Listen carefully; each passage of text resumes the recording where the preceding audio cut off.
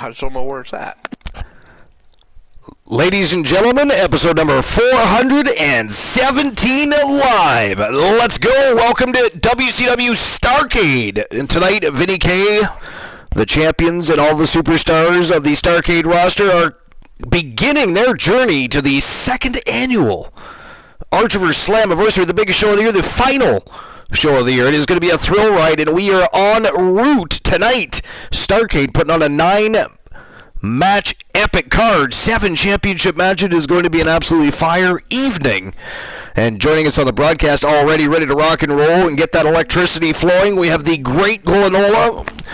Welcome to episode number 417, Glenola. And of course, we were just actually talking about the fact that a few people from the Archiverse, namely Christian Cool, the Turret Man, and Glenola, first and foremost, are actually, within a few months, all going to be approaching 400 episodes spent with the Archiverse, and that's pretty fucking awesome. I gotta be honest. Oh, it doesn't feel like it though. That's the weirdest part. Well, yeah, because, I mean, like I just said before we went live, it feels like we were just planning episode 400, and we are approaching, I mean, tonight is 417, so we're approaching, within 8 shows, 425. Well, it's not even that. It feels like just the other day that I was joking with you about what you got planned for episode 300. Right, and now here we are at 417. That's crazy. I gotta open up my dashboard. Alright, there we go.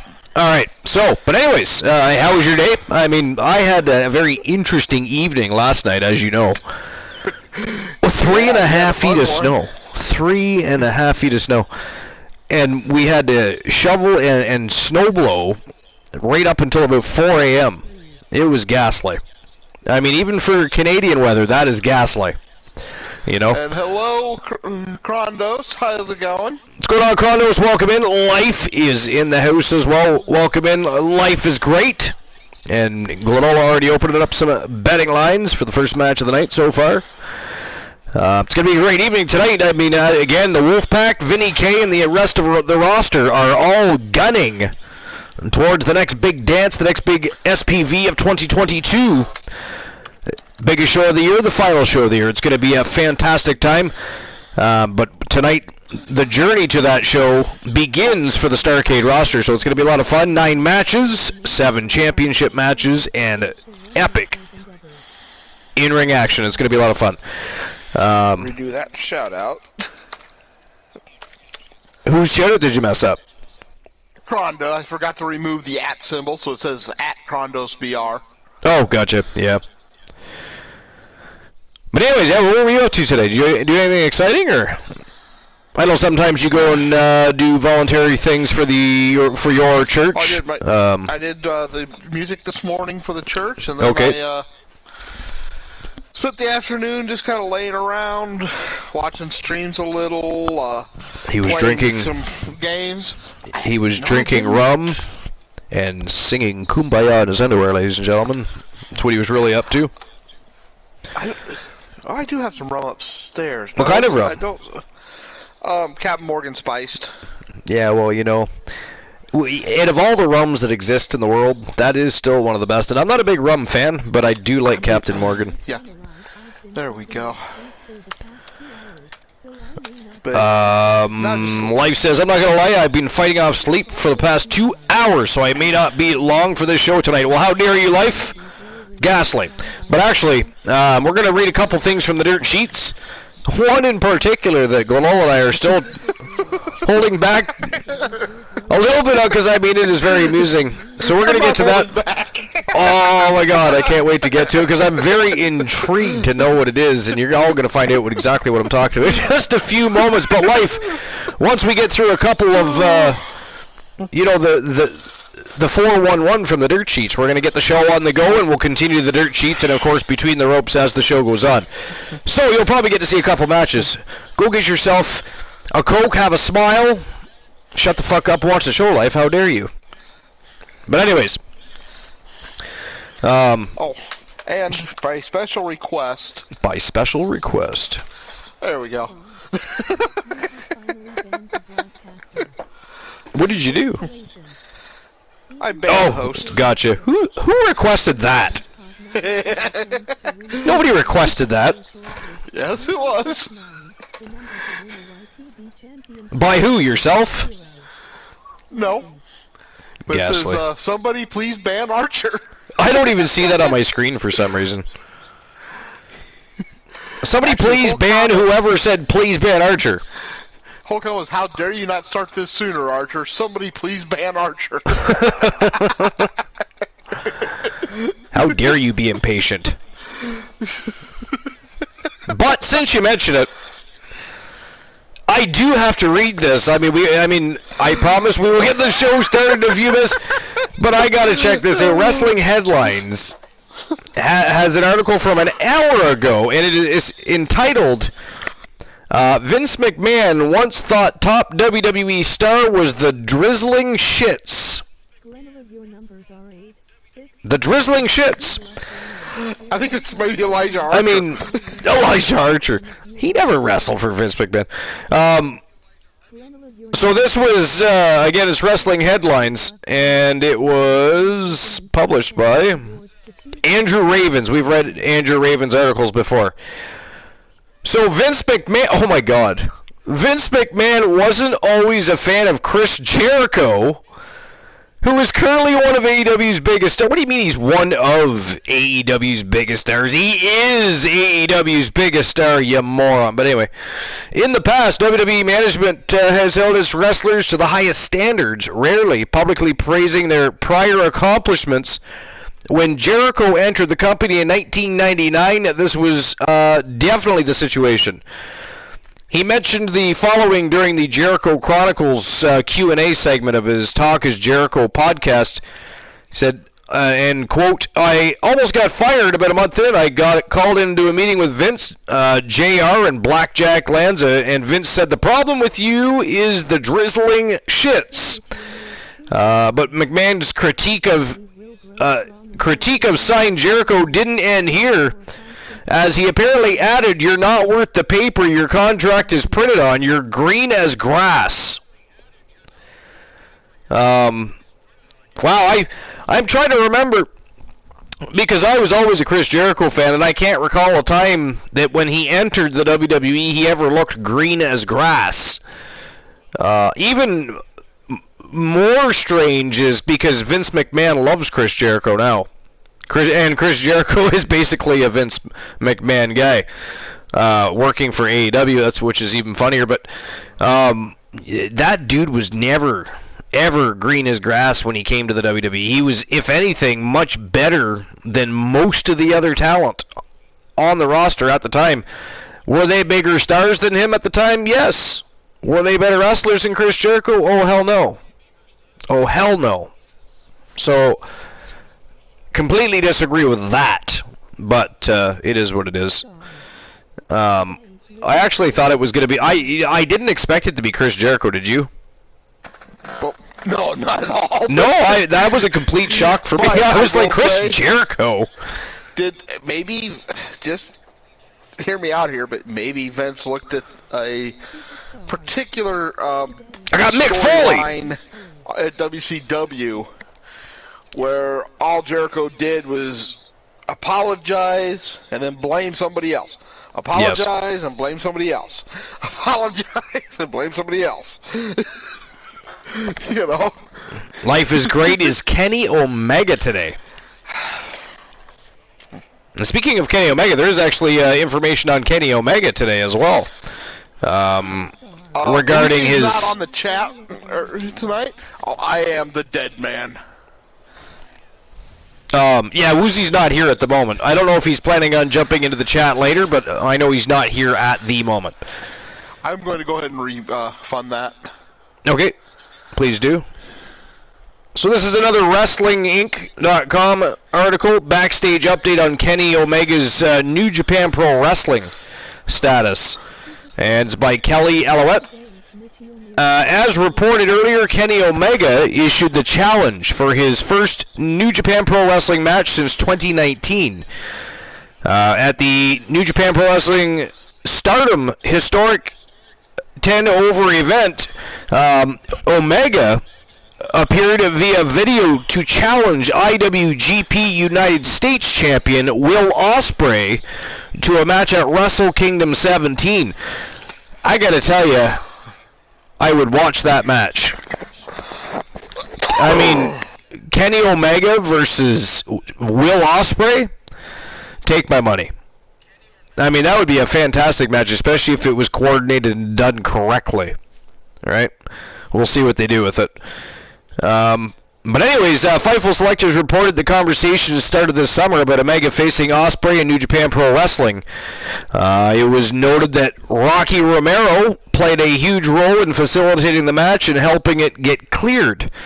Romero was said to be a huge factor in New Japan Pro Wrestling's global expansion and its positive relationships with numerous promotions. Fightful was told by those familiar with the situation that the deal only got finalized within the past 2 or 3 weeks. So Ospreay and Omega's feud has been going on for a while. At Rev Pro Wrestling event, Ospreay used Omega's finisher, the One-Winged Angel. After he hit the finisher, he pulled his opponent's arms to make him kick out of it. Omega even sent Ospreay a cease and desist letter because of a shirt. The Wrestle Kingdom 17 match will be Omega's first New Japan Pro Wrestling appearance since he lost the IWGP Heavyweight Championship to Hiroshi Tanahashi at Wrestle Kingdom 13 in January of 2019. As noted, Omega and the Young Bucks made their All Elite Wrestling return on Saturday at Full Gear in a match against Death Triangle for the AEW Trios Championships. And while they didn't win the titles, they'll be facing Death Triangle, Pac, Penta, El Zero, Mato, and Rey Fenix in a best-of-7 series for the AEW World Trios Championship. Interesting. Yeah, but I mean, who else would like to see Will Ospreay versus Kenny Omega? I mean, that would be one hell of a technical battle, first and foremost. We would see some elite-level wrestling. It'd be very high octane. I mean, Glenola, are you familiar with Will Ospreay? Together we will grow strong and our communities will remain strong by our constant No. support for one another's endeavors. Life, what about you? No.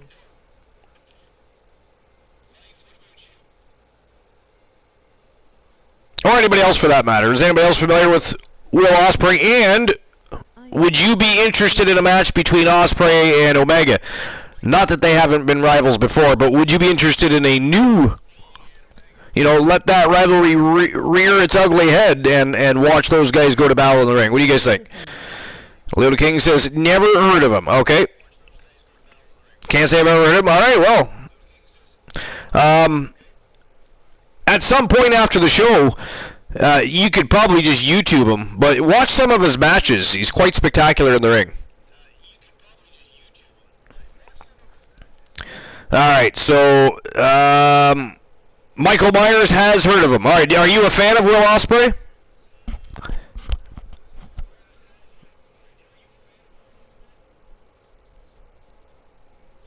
Michael Myers, I'm specifically speaking directly to you at this point, I guess, because you're the only one that's heard of him, so. I mean, I'm sure you've all heard of Kenny Omega.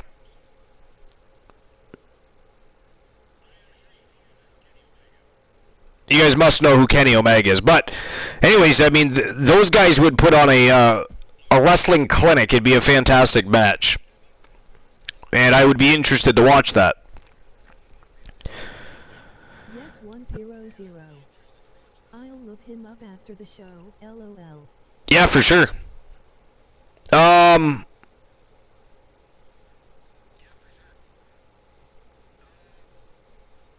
So here's something from Ringside News.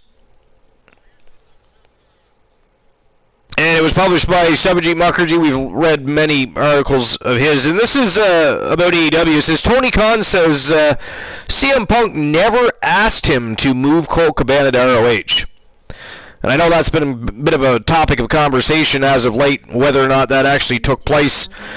I mean, at this point, people are also speculating if you know, for whatever reason, Tony Khan isn't sweeping certain things under the rug in an attempt to maintain a relationship of some sort with Punk. But anyways, CM Punk went on a scathing rant on Colt Cabana, Hangman Page, and the Young Bucks during the AEW All Out press conference. Of course, we know this. We've talked about this a couple of times in the past couple of weeks. But he eviscerated Colt Cabana and questioned his manhood, as Punk was clearly very bitter about Cabana. Fans wondered if Punk ever wanted Cabana moved to ROH, and Khan finally addressed it. He said CM Punk has not been seen in AEW television since All Out. However, Colt Cabana's status in AEW became a topic of discussion due to the animosity between himself and CM Punk. Which, of course, Glenola's favorite wrestler, ladies and gentlemen. He's a huge CM Punk fan. But anyways, while speaking during the post-AEW Full Gear press conference, AEW President Tony Khan was asked if CM Punk ever asked to have Colt Cabana move to ROH or not share locker room with him, and Khan vehemently denied that notion. No, CM Punk never asked for that. The first time it came up, you asked me this on a scrum call before. Death Before Dishonor. I could have addressed it then, but didn't comment on it as I wanted to talk about wrestling on the show because Colt Cabana was on the show.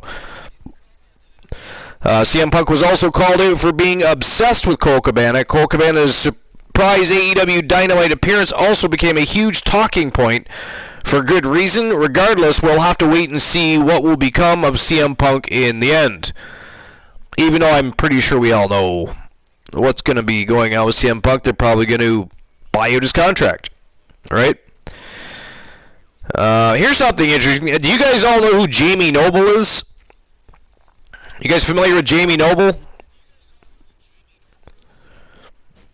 I was a big Jamie Noble fan at one point. He was a great light heavyweight. Yes. Yeah, you're familiar with him, Kronos? Okay. So it looks like he might be wrestling, could potentially be wrestling his final match soon. Now this is Wrestling Observer by Ian Carey, and it says Jamie Noble to wrestle for possibly the last time at a WWE house show. It says Jamie Noble has announced what could be his final match in WWE. The 45-year-old posted to Instagram on Sunday announcing that he will perform on the December 11 WWE house show from his home state of West Virginia. This event takes place in Charleston, West Virginia, which is under a 2-hour drive from Noble's hometown of Hanover, West Virginia. Hanover, West Virginia. I said Hangover. That's kind of funny. Noble officially announced his active in-ring retirement in 2009 due to neck injury and a shoulder injury and back injuries as well. He returned for a few house shows in 2012 and 2013 before an on-screen role as a member of J&J Security in late 2014 and 2015. His final match took place on the June 8th, 2015 edition of WWE Raw. Noble and Mercury defeated Seth Rollins in a handicap match that night. He said, it's official, on December 11th at Charleston Civic Center, Charleston, West Virginia, I will compete for possibly my last time in wrestling under the greatest company of all time, WWE. It's been roughly 11 years since I was forced out of the ring, and now I'm going to have one more opportunity in front of my people, my state, my family. I promise you I will walk out a winner, or I will go out on my shield, giving the best performance I can give. All the support I can get will go greatly appreciated to show that I can still go. Thank you all. God bless you, and God bless West Virginia. Noble posted that to his Instagram. Noble is a former WWE Cruiserweight champion. He defeated the Hurricane for the belt at the King of the Ring 2002. He would later drop the title to Billy Kidman at Survivor Series that year. He's also a former ROH champion, having defeated CM Punk for the title in a four-way match on August 12, 2005. Samoa Joe and Christopher Daniels were the other two involved in that match. Noble would drop the belt 1 month later to Bryan Danielson. So I guess Jamie Noble might be wrestling his final match soon. What do you guys think? I mean, do you guys care at all? Are you fans of Jamie Noble, or?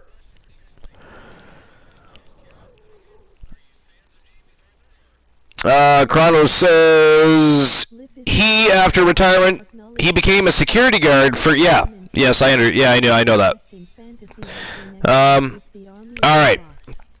So before we get any further into the dirt sheets, and of course we're still waiting for Glow to return from the abyss, we're going to get the show on the go. We got 9 matches, 7 championship matches. The road to the second annual Large Over Slammiversary begins tonight for Vinny K, the Wolfpack, and the rest of the Starrcade roster. So let's get the show on the go and get the electricity flowing. It is showtime and go time. Let's go!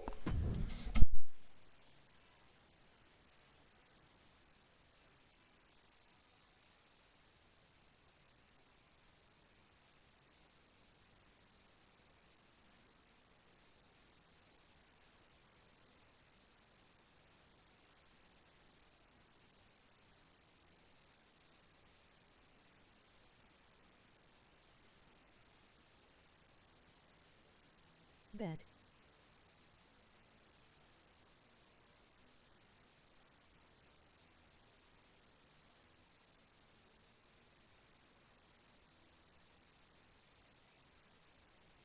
Bet.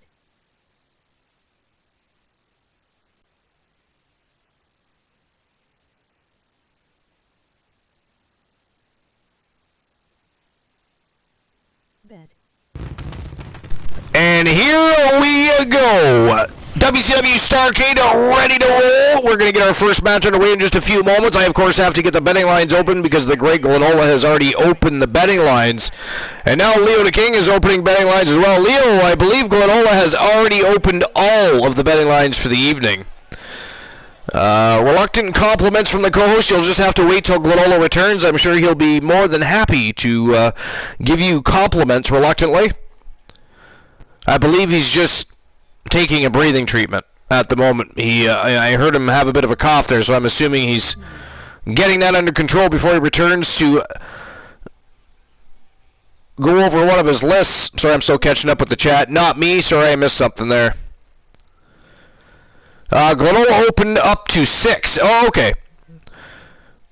Well, then we have to refund at least one of those then, because there's 9 matches tonight, not 10.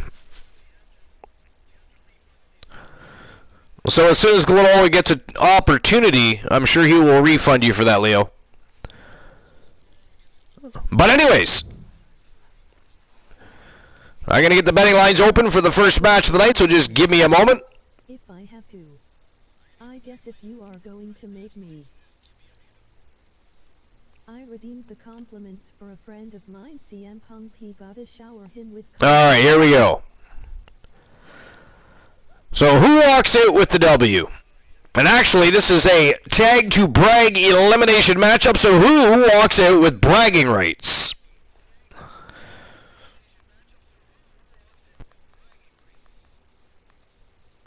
Yeah, I don't have my laptop pulled up, and I can't refund from my phone. Alright, so is it going to be the Steiner brothers?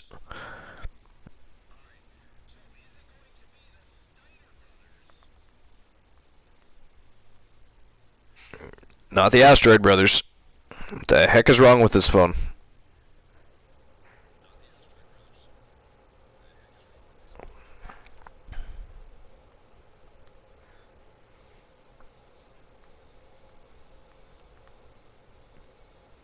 This is taking far longer than it should. I'm going to start banning the betting lines.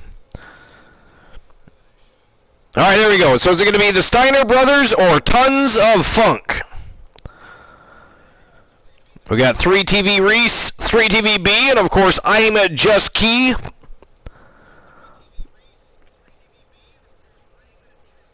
They are OGs of the Archiverse, multiple-time tag team champions. They've been world champions, television champions. They've done it all. They are a formidable tag team and faction. Tonight, going to battle with the Steiners. The dog-faced gremlin, Rick Steiner, Big Papa Pump, the Big Bad Booty Daddy, and, of course, Braun Breaker. Together they are the Steiner brothers. And you guys have 5 minutes to make your bets on who you think is walking out with bragging rights. But it is showtime and go time for this 6-man tag to brag elimination tag team matchup. Are you ready? Because it is go time. Once video production is done putting things together and getting our ducks in order here, let's go, folks. It is showtime. All right, we need to hire new video production. Let's go. All right, back to the dirt sheets here.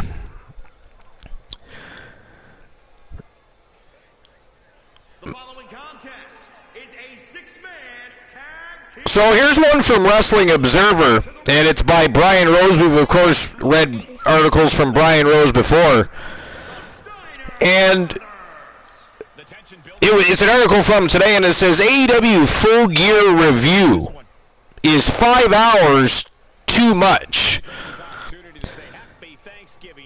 So he starts off by saying, I agree with Dave Meltzer's statement that it really doesn't matter how long a show is, as long as the pacing and match quality delivers, then there's no need to argue about a show length.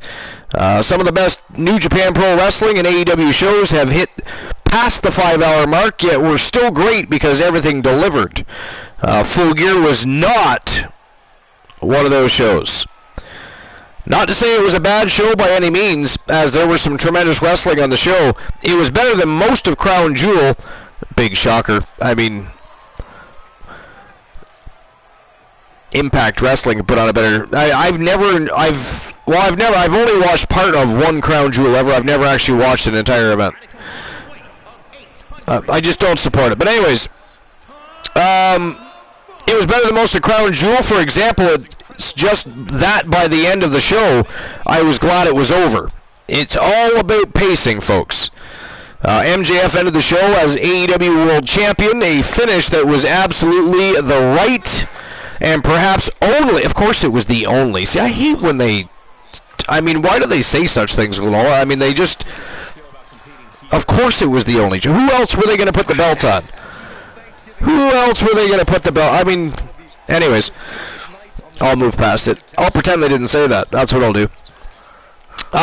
In the end, after all the questions regarding if MJF would win the who was asking if MJF would win the title? Was anybody pondering on whether or not he would actually win that title? Because I know I wasn't.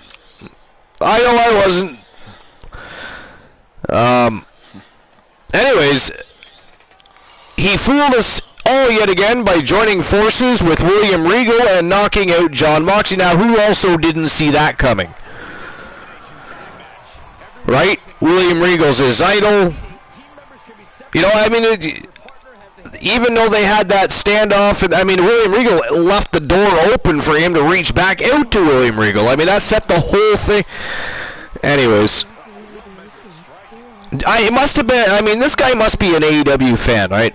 He must be an AEW mark that wrote this. That's all I can think right now. But no, I think he somehow managed to get his head inserted into a cavity that it's not meant to be in. A fart bubble from Tony Khan's ass. Yeah, I think so. But anyways, he fooled us yet again by joining forces with William Regal and knocking out Jon Moxley with brass knuckles to secure the championship at 26 years old. The match was good, but the story was the highlight. The MJF officially cementing himself as the top star of the company. MJF, well, I mean, he's still not the top star of the company. You know, he has the championship, but he's still not the top star in the company. Not yet. He really isn't. And where's Jericho? Right? So MJF has all the tools to become one of the biggest stars in pro wrestling. Yes, he does. I agree with that. The work is there, and he quickly reached the point where no one, including WWE, can touch him in terms of promos. I don't know about that, but the question is, who is next? With Regal's turn, someone in the Blackpool Combat Club or whatever it may be now makes sense. Danielson, maybe? I mean, quite likely it will be Danielson. The good stuff on All 8 was really damn good. The best match of the night easily went to Death Triangle beating the Elite in their big return to retain the Trios titles. A surprise for sure, but given that the six were wrestled possibly 6 more times in a best-of-7 series, it makes most sense for Death Triangle to win the first match, and I do agree with that, actually. I do agree with that, actually. If you're going to have a best-of-7 series, you're not going to have the champions lose in the first match. That doesn't make any sense. You're not going to make the champions look weak in the very first bout in a series. You're not doing that. Nobody... Well, actually, I would have believed it if Tony Khan had done it, to be fair. But anyway. A surprise for sure, but given the 6... I already read that. The match was about what you would expect in an elite match, an awesome spectacle filled with cool moves and excellent synchronicity. In the pre-show, Eddie Kingston defeated Jun Akiyama in what was very clearly a dream match for Kingston. The match itself was hard-hitting and very good, but the standout... Wait a minute. Did I just read... It was hard-hitting and very good match with Eddie Kingston? I mean, is there such thing as a good Eddie Kingston match? I'm sorry, I've never been an Eddie Kingston fan. I don't get the Eddie Kingston piece, but anyway. Kingston is someone that wears his heart on his sleeve, and it didn't take much to realize that the match that took place really meant a lot to him. This was cool to see Kingston's dream of wrestling someone from All Japan Pro Wrestling's golden era come to life. The ROH Championship match started slow, but picked up big time by the end, largely thanks to 2 things. The drama between Chris Jericho and Sammy Guevara, and the excellent back and forth between Claudio Castagnoli and Bryan Danielson. With Jericho's win, that leaves the question of what we will be seeing in just a few weeks at Final Battle. I feel like they could do another Danielson match, but the question is how they get there. The match has already been done, but it feels like the next champion after Jericho should probably be Danielson. I think I kind of agree with that. But anyways, he says, here's what I wrote about the steel cage match. I officially dare any wrestling promotion in the world to do a cage match where, A, no one interferes, so the announcers don't have to go, but the cage is supposed to prevent that, and they don't do spots outside the ring. Okay, now getting that out of the way, this match was great. The two had terrific heat, and Jungle Boy come off looking like a star with the big submission win over his former tag team partner. This all leads to the eventually a match with Christian Cage whenever he gets cleared anyways. The women's world title match between Toni Storm and Jamie Hayter ended up being great, a real stiff back and forth match. These two had... Wait a minute. How can it be terrific and a stiff back and forth? But anyway, these two had terrific chemistry, and the crowd, who wanted Hayter to win, reacted big to all the near falls. It seems clear that a split between Hayter and Baker is coming based on the finish. And of course, with Revolution not until March, there's plenty of time to build it. Speaking of Baker, her match with Saraya was a match where I waited for things to pick up, and they never quite did. Saraya has been gone for 5 years, and it really showed. I don't want to say this was a bad match, but it went too long, and the crowd never really seemed to get into the match, leading to a flat finish when Saraya scored the big win. I was expecting a bit more here, but it's all good to see Saraya back and doing things on her own terms. Let's do quick hits on the rest of this card, as there were 13 matches on this 5-hour program. The AEW World Tag Team title match between the Acclaimed and Swerve and Our Glory was fine, but the match from All Out was worlds better. The true story of Saturday's match was Keith Lee walking out on Swerve Strickland and the likely fallout that will occur. I mean, that's the other thing, though. I don't care about fallout between Keith Lee and Swerve Strickland. But anyways, the 10-man tag that opened the show was good. And the crowd was hot for it, so good stuff. Danhausen coming out in the very evil form, and clearing house was cute. Ricky Starks defeated Brian Cage in a short but good match. Starks advances to the finals against Ethan Page, which I see him winning. That means the next immediate title program will likely be Starks and MJF, which should end up being a fascinating promo battle. The three-way for the TNT Championship was perfectly fine, though I thought it was time to put the title on Hobbs. That is probably the eventual result. It's just a question of when. Final battle, perhaps. The TBS Championship match wasn't good, and there's not much to say about it. The program just never clicked in any way, shape, or form. Sting and Darby Allin defeated Jeff Jarrett and Jay Lethal, big shocker, in a match I could see being planned out in my sleep. Not a bad thing at all. Darby did cool stuff, and Sting did his cool obligatory dive. They also highlighted Satnam Singh here, and I thought he looked good doing the spots. With Revolution not taking place until March, that leaves plenty of time for new programs to build. Hopefully, Revolution will be a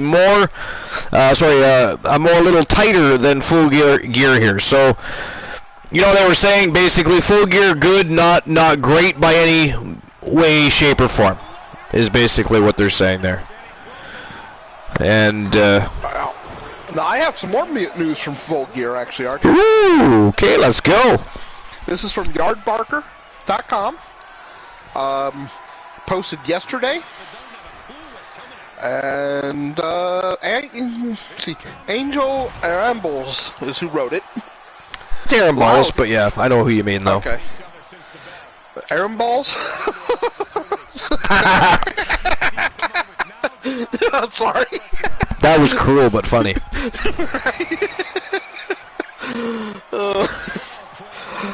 But no, it gets better. Loud "fuck CM Punk" chants heard during the Elite's return match at AEW Full Gear.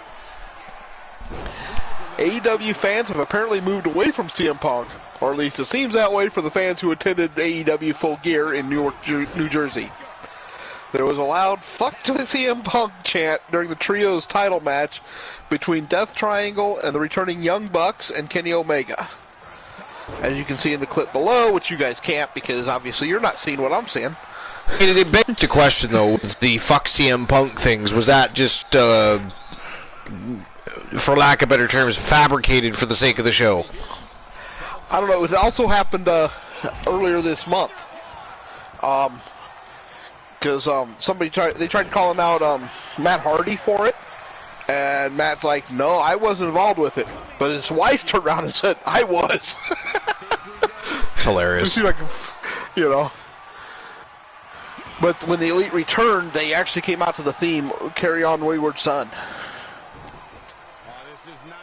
Or, well, okay, cool. Came out to the theme of Wayward Son is how they put it. The Elite, for me, I like the Elite a lot. But like, some people are just think they're the best tag team in the world, but for me, they're very good, right? And I think they would actually fit well in WWE, by the way. I just got to get that out of the way. But do I think they're the best tag team in the world? No. I really don't. I don't speak for for those that change your opinion. And I do think they're very good, but I mean, to me, they're just a lesser version of the Hardy Boys.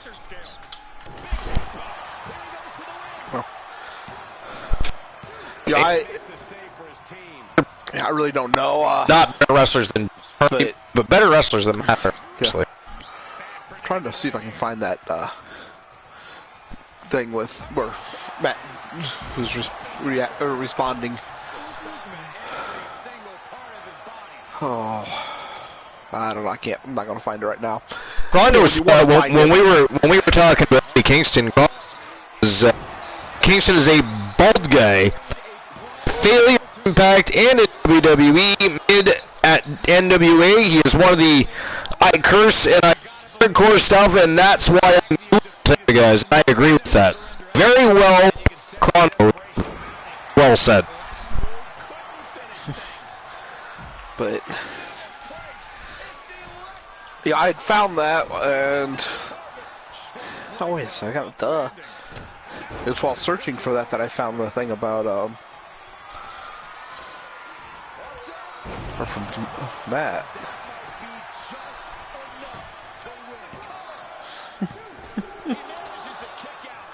Page 2, maybe? I don't know, but what a fantastic way to start this show off. Oh, yeah. And this is a great match. Oh, good God, yes. When you got, of course, you got the Steiner brothers, who, I've made no secret, it's been one of my favorite tag teams for years. I love Big Papa Pump.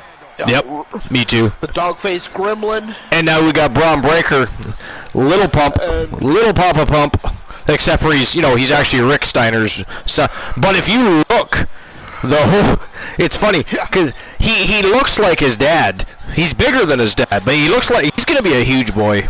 He's going to be a huge boy eventually. He's going to fill right out. He's going to be just as big as Scott, you watch. Except for he won't need all the roids. But anyways, Braun Breaker looks just like his dad, but man, oh man, he sounds just like Scotty. But at the same time, I mean, tons of funk. Oh, geez. That's what I said earlier. Some of the greatest, some great matches. And, of course, 3 of the greatest streamer teams in the Archerverse. They are, well, simple. Yeah. Yep. I mean, 3TVB. What can you say about B? I mean, he's been doing Misfit Cafe lately. So can we actually get a shout out for Misfit Cafe? They basically talk about all things life, and it's a very good talk show, podcast, whatever you want to name your cliche. But they used to do Trigger Talk TV. Now they've kind of transformed it into something a little bit different. They've evolved a little bit in what they're doing, and but they're fantastic human beings. It's MISFIT Cafe, Misfit Cafe. But so, yeah. They are humble human beings, and actually Glenol and I owe them many thanks for spreading the word about the Glenolaverse, the Archerverse, being supporters, followers, subscribers now and again. I mean, and any time that we go into their channel and visit them, they make sure they shout us out and make mention of our channel. So I mean, they're all awesome. Yeah. And, of course, you also have to add in the fourth... J-Negative Gaming. 4th and 5th members. Well, J-Negative and KJ2294. And KJ2294, yeah. The unsung members. Indeed. And, but... I cannot vote against Tons of Funk. Unless they're going up against the Wolfpack. And even then, usually I don't vote. Or I don't bet. Yeah. Because... They've achieved just too much in the Archerverse, and had too many great matches. That's true. What's your? Oh, go ahead. No, go ahead. I was just gonna say for Krondos, it is so nice of you to think of him that highly that you want somebody to give him compliments. I mean, that is just such a nice thing to do. You're such a great person for thinking of him like that. Reluctant compliments fulfilled.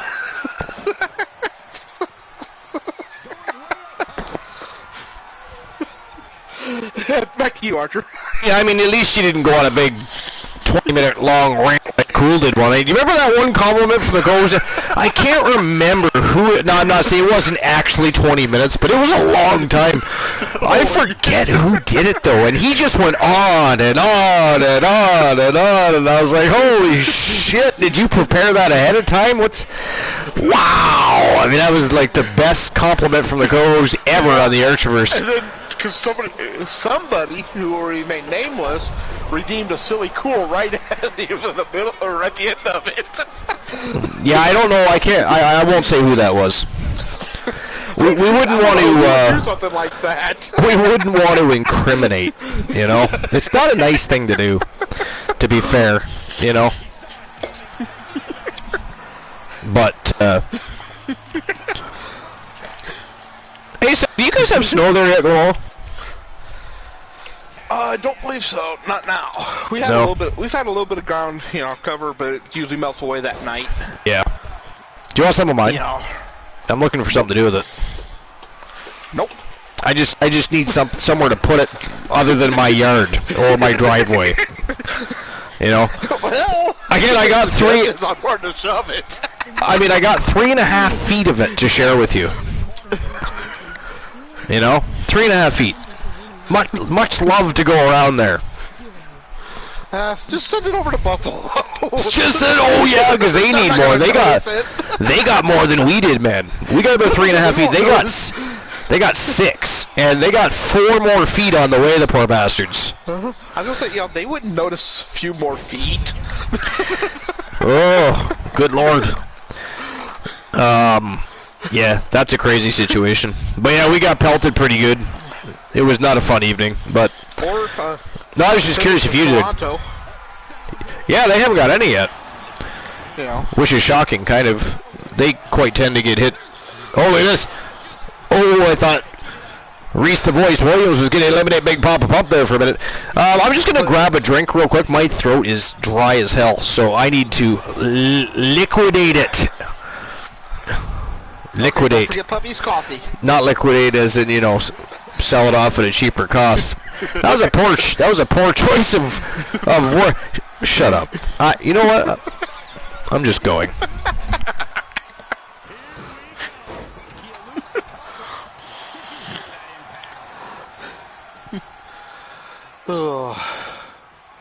But yeah, I love watching these guys in the ring, and this is a hell of a match.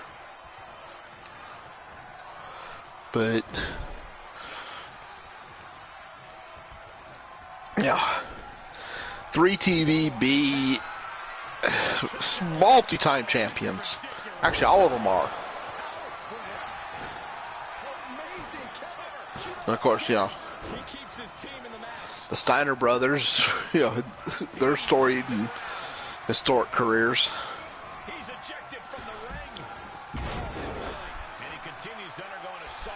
Including Rick fighting the Wolfpack by himself. Not here. The actual NWO. So it wasn't Wolfpack. I guess it was just the NWO. They hadn't split yet. But yeah, Rick Steiner fought him by himself. Ended up losing by the time it was done, but he still put up a hell of a fight.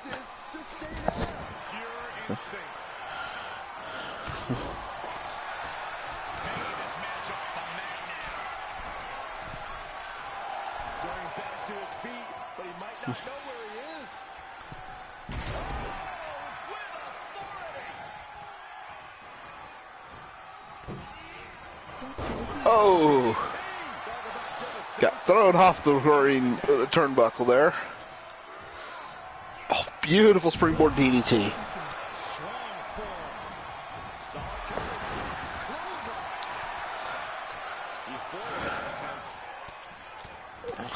Yes, for Puppy. Puppy gets thirsty.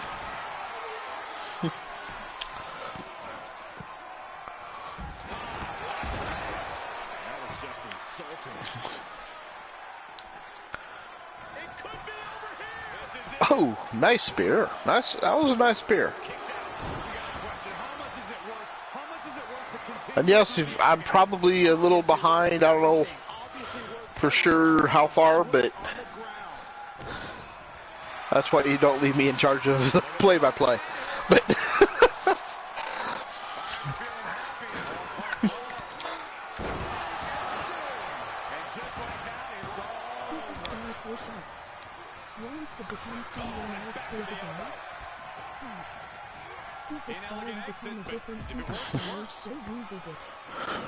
He gets tagged in.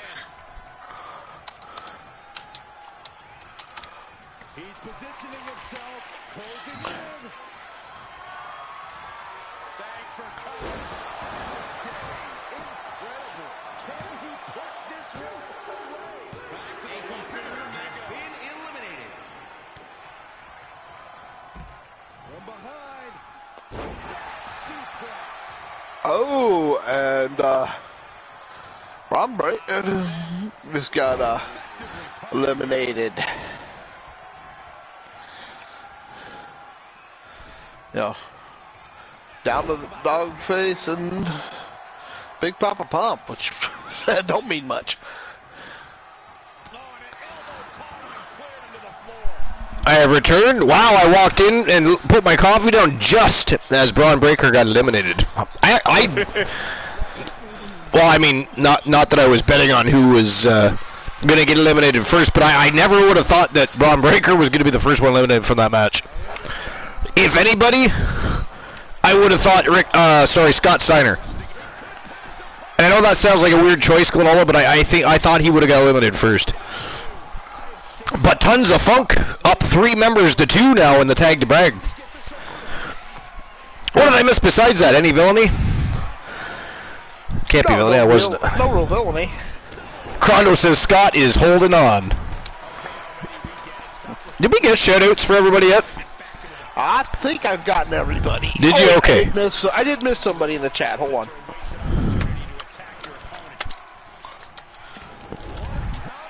Who'd you miss? Crondos? Gaslight, how dare you?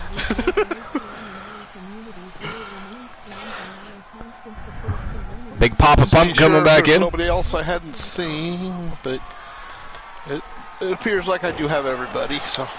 Whoa! Jesus, the villain taking Big Papa Pump out immediately. He just took out the referee. Rick Steiner just double exhaled the back of the head of the referee.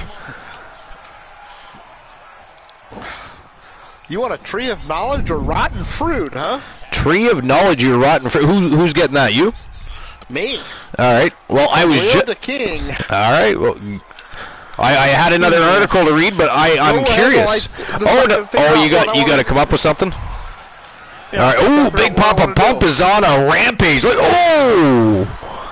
Ooh, inverted sit down pile driver by Big Papa Pump Scott Steiner. Look at the blood he is bleeding like a stuck pig from his forehead there. But anyways, I got an article here from Wrestling Inc. And it's by Dakota Cohen.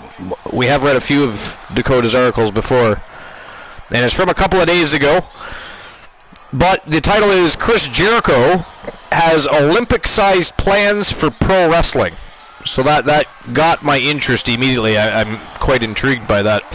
Jesus, end of days there, I think, that I just see by Reese the Voice. What is Big Papa Pump is eliminated. It is 3 members of Tons of Funk and only 1 left from the Steiner brothers. The dog-faced gremlin is all by himself.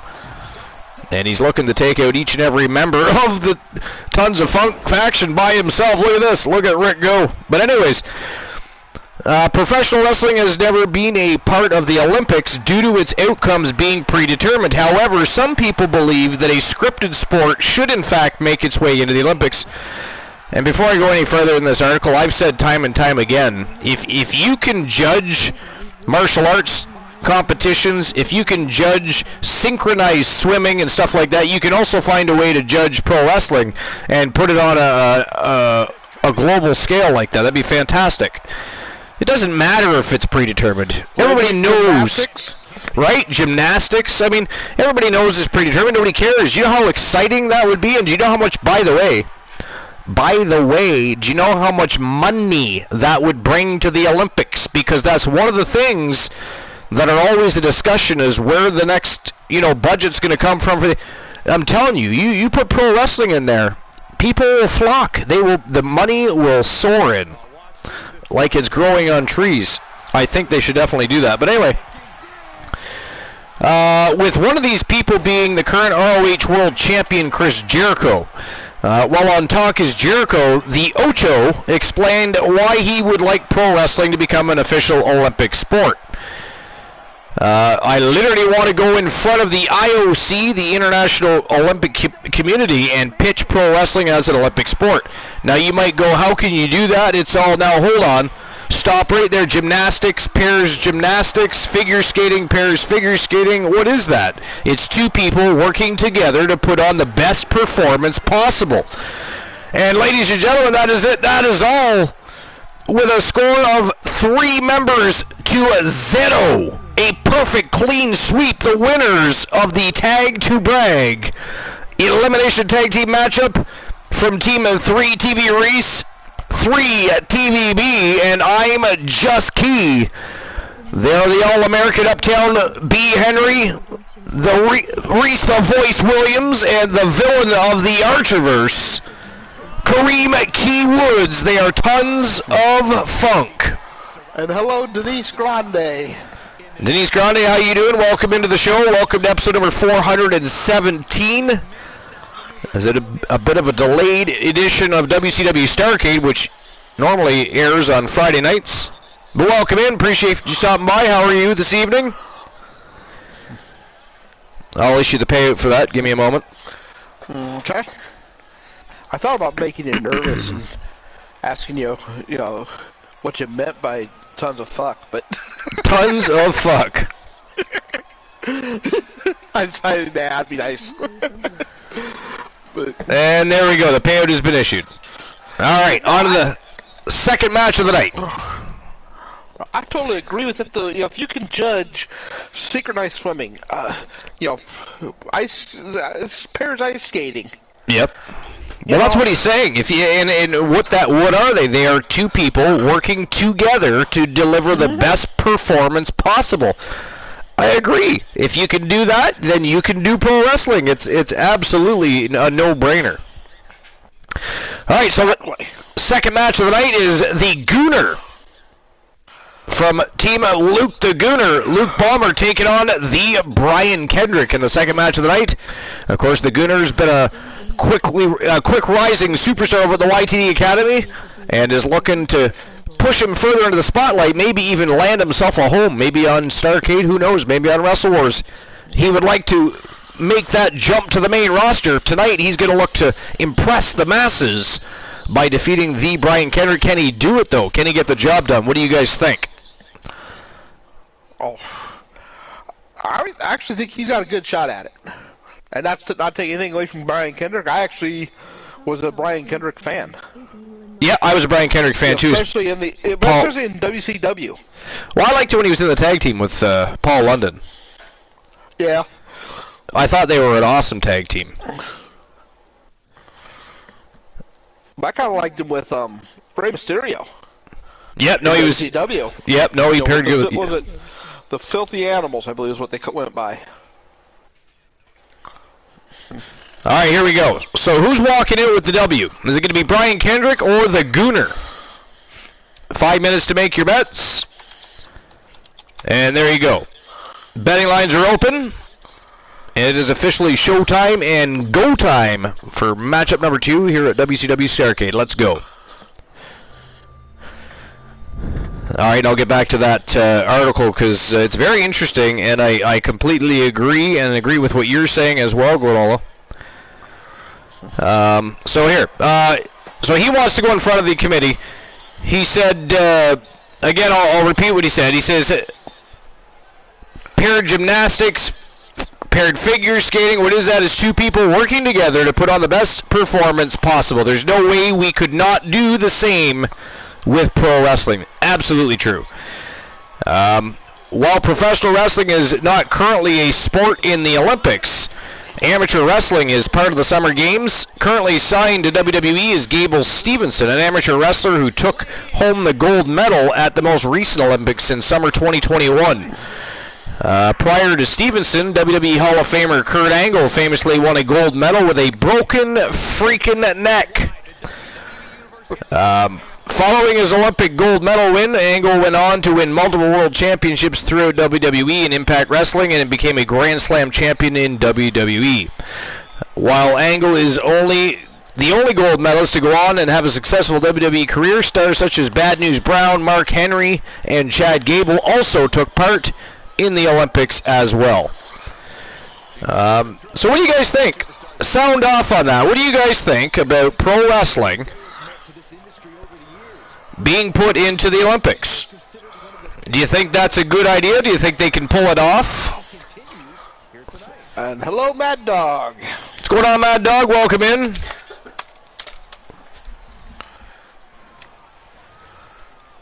What's new and exciting, Mad Dog? What's going on? So Mad Dog 62317. Together we will grow strong and our communities will remain strong. All right, so other than that, there doesn't seem to be a whole lot of real interesting additional information worthwhile as far as dirt sheets go. So you do have a tree of knowledge of rotten fruit. Mm-hmm. And then, of course, if we want to jump into between the ropes after that. Although here is one more thing, because I didn't even hear this rumor. Must be a recent rumor, I suppose. So it's from a day ago. It's F4W Online. And Stone Cold Steve Austin responds to rumors of WWE in-ring return. So Austin explained why he's been working out recently, and this is by Joseph Courier, before I forget. Stone Cold Steve Austin has responded to rumors that he's training for an in-ring return. In a video from his home gym on Saturday, Austin noted that people have been asking him if the workout videos he's been posting are because he's training for an event. Austin said people can speculate what they want, but the reason he's been working out is because he got tired of looking like shit. People have been speculating, hey Steve, what are you doing? What are you training for? Are you training for an event? Speculate what you want. I just simply looked in the mirror and realized I look like shit, so I called my diet coach up, and my macros are currently, give or take, roughly around 2,650 calories, 300 to 320 grams of protein, 150 grams of carbs on a regular day. We'll spike at 420 on a load up. I still drink beer on Friday nights, get 3 Broken Skull IPAs, and that's pretty much it. I'm probably as far as body weight goes, sub 232, the leanest I've been in forever. Anyway, that's the bottom line. I am out. I just got tired of looking like shit when I looked in the mirror. I looked like shit. I got tired of looking like shit, so I'm taking actions to do something about it. I gotta go catch you down the road.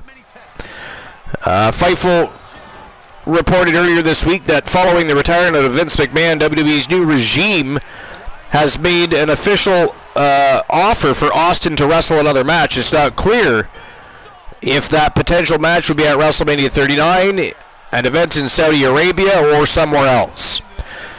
Dave Meltzer confirmed that there is smoke to that fire, and there are discussions happening for Austin to wrestle another match in WWE.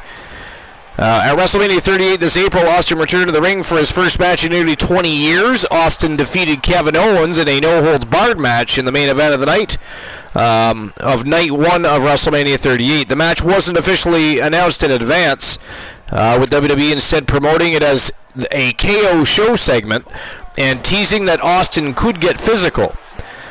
Austin said he came out of the match against Owens feeling 100% physically. So, and I actually, you know what, I'll be honest, it was a pretty good match. You know, for somebody that's been out of the ring for so long, you know, I'm sure Kevin Owens helped that out. I mean, Kevin Owens is very good at carrying a match if necessary, and leading, and I mean, he's a phenomenal performer, right? He's a very good wrestler, is Kevin Owens. So, what do you guys think about that? You guys want to see Austin have one more match, or maybe one more match? Maybe he'll have more than one more match. I don't know, but I would think probably. I would love to see him in the ring again. Yeah. But saying that, I don't think I want him to risk it. Yeah, because I think back to Arn Anderson. Oh, the Goon stop, and he's not done with him. Look at that, the Goon, the Gooner here, getting a little savage in the ring. But yeah, I think about Arn Anderson. Match, and all of a sudden, in the middle of the ring, he's paralyzed on one side of his body. Basement dropkick to the face. Now that is savage. Oh, he jumped on the man. That wasn't even a coup de grace. He jumped on the man. Did you see that? Brian Kendrick literally jumped on his chest. Holy shit. That's crazy. Kendrick, that was an act of ruthless aggression right there if I've ever seen it. Oh, and look at this. The Gooner lighting him up for it. Making him pay the price. But yeah, I would love to see Stone Cold in the ring again, at least one more time. Has to be the right storyline, right person. I mean, Yeah, and a build. A proper build. I worry about an Arn Anderson situation. Oh, God. You know, where in the middle of the match, he's paralyzed, you know? Yeah. I mean, I don't think that would happen, but... And another goon stomp. Man, that's got to do it for Brian Kendrick. That is the second one in the past 60 seconds. Maybe 90. Now, correct me if I'm wrong, but wasn't Austin retired because of him aggravating that neck injury, the injury to his neck and spine? Well, that is yeah. The Goon Clash! Now that's going to do it. No way he's kicking out of that.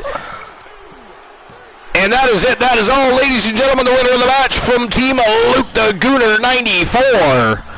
The Gooner, Luke Bomber, picking up a big, impressive victory over the Brian Kendrick. Congratulations to Team Luke the Gooner 94, and of course, Luke Bomber, the Gooner. Oh, look at this. No.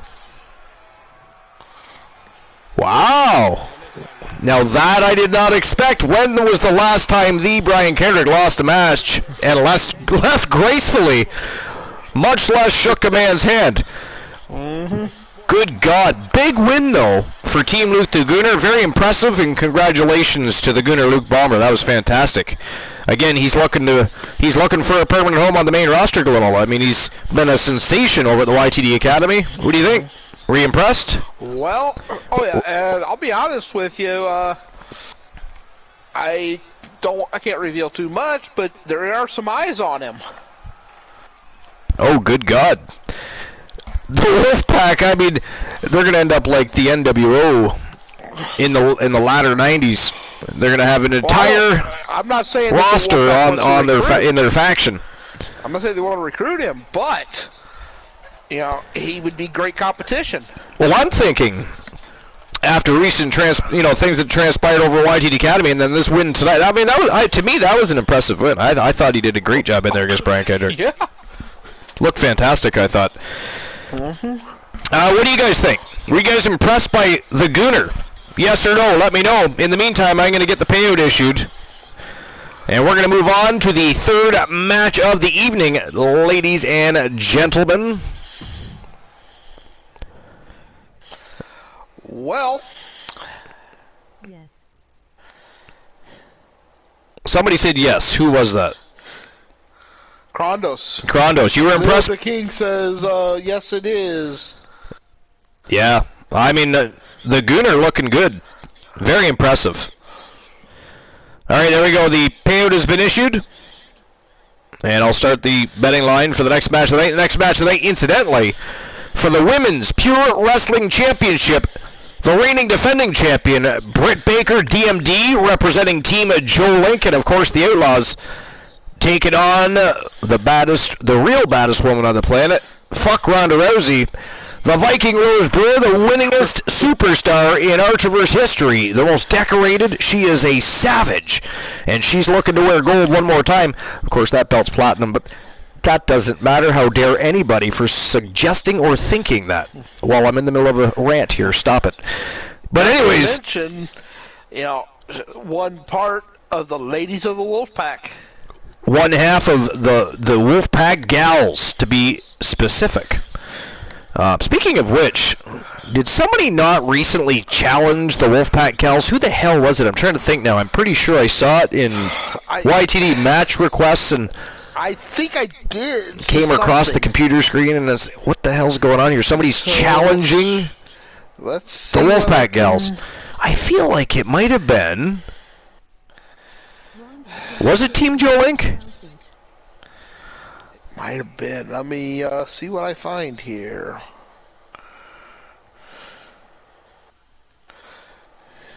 Is it that one I want? All right, well, in the meantime, who walks out the pure champion? Is it going to be Rose Brewer, the winningest superstar in Archiverse history, or Britt Baker? DMD, representing Team Joe Link, and of course the Outlaws. Fiendish Outlaws versus the Wolfpack gals. There you go. Link. It was Joe Link. I thought so. I didn't realize it was the Fiendish Outlaws, though. Very interesting. That would be one hell of a match. That would be a hell of a match. Good God. chaos. Is all I can. That's the first thing that comes to mind is chaos.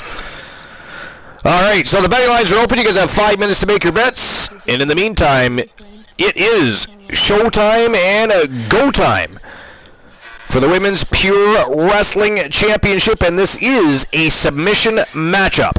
Let's go. All right, so you, sir, you still have a Tree of Knowledge of Rotten Fruit.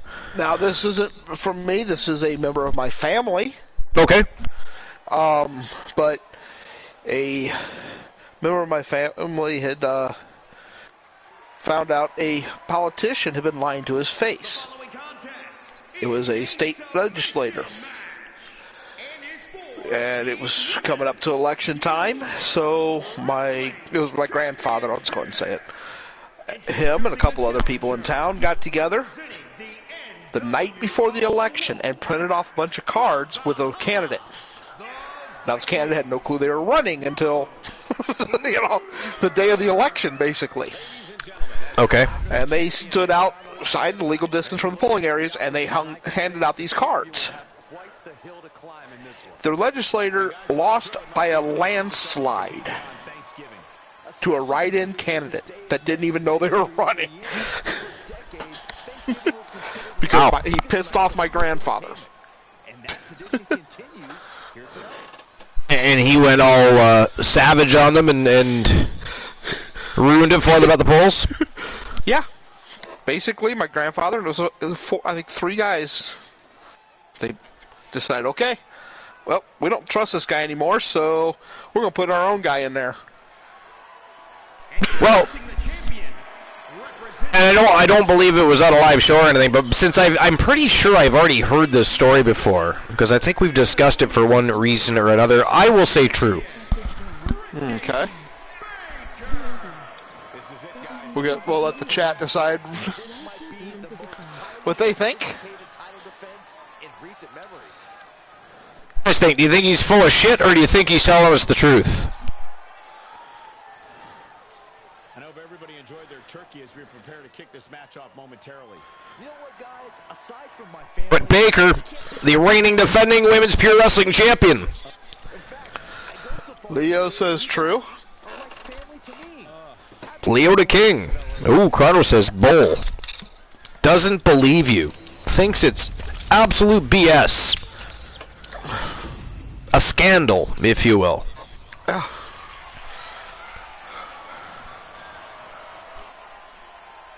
Anybody else want to take a shot? Oh, I almost forgot to bet.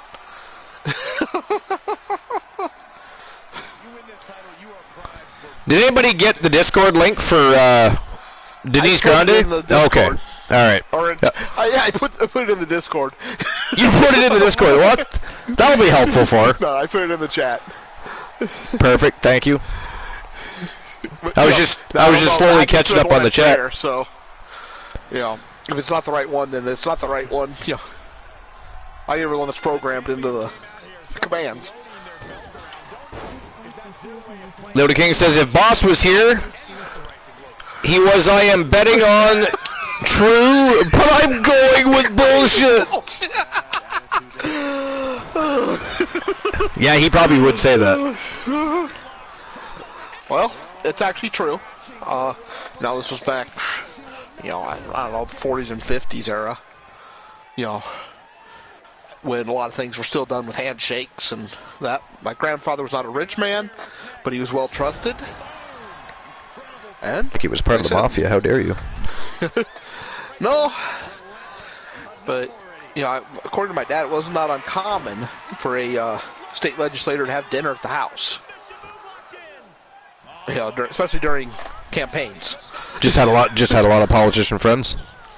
Well, it was not even really friends. It was just in that area. Oh, okay. He had enough pull that. Well, no, but you said that make or break an election. You said that it was not uncommon to have a. Yeah. Well, they'd come to the house. It'd basically be asking him, "Please don't work against us." Trying to make nice and. Gotcha. Trying to placate him a little. Yeah. And it just so happened that my grandfather found out the guy was lying to his face.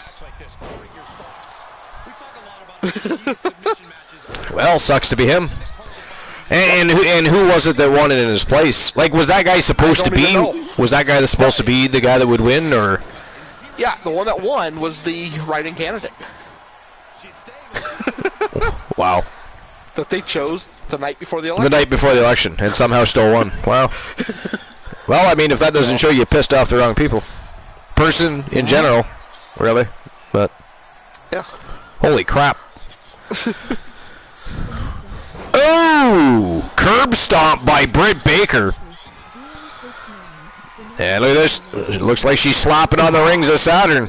There it is, locked in tight right in the middle of the squared circle. Rose Brewer fighting, though. That look like the Viking is not ready to give up yet. Oh, no. It's too soon.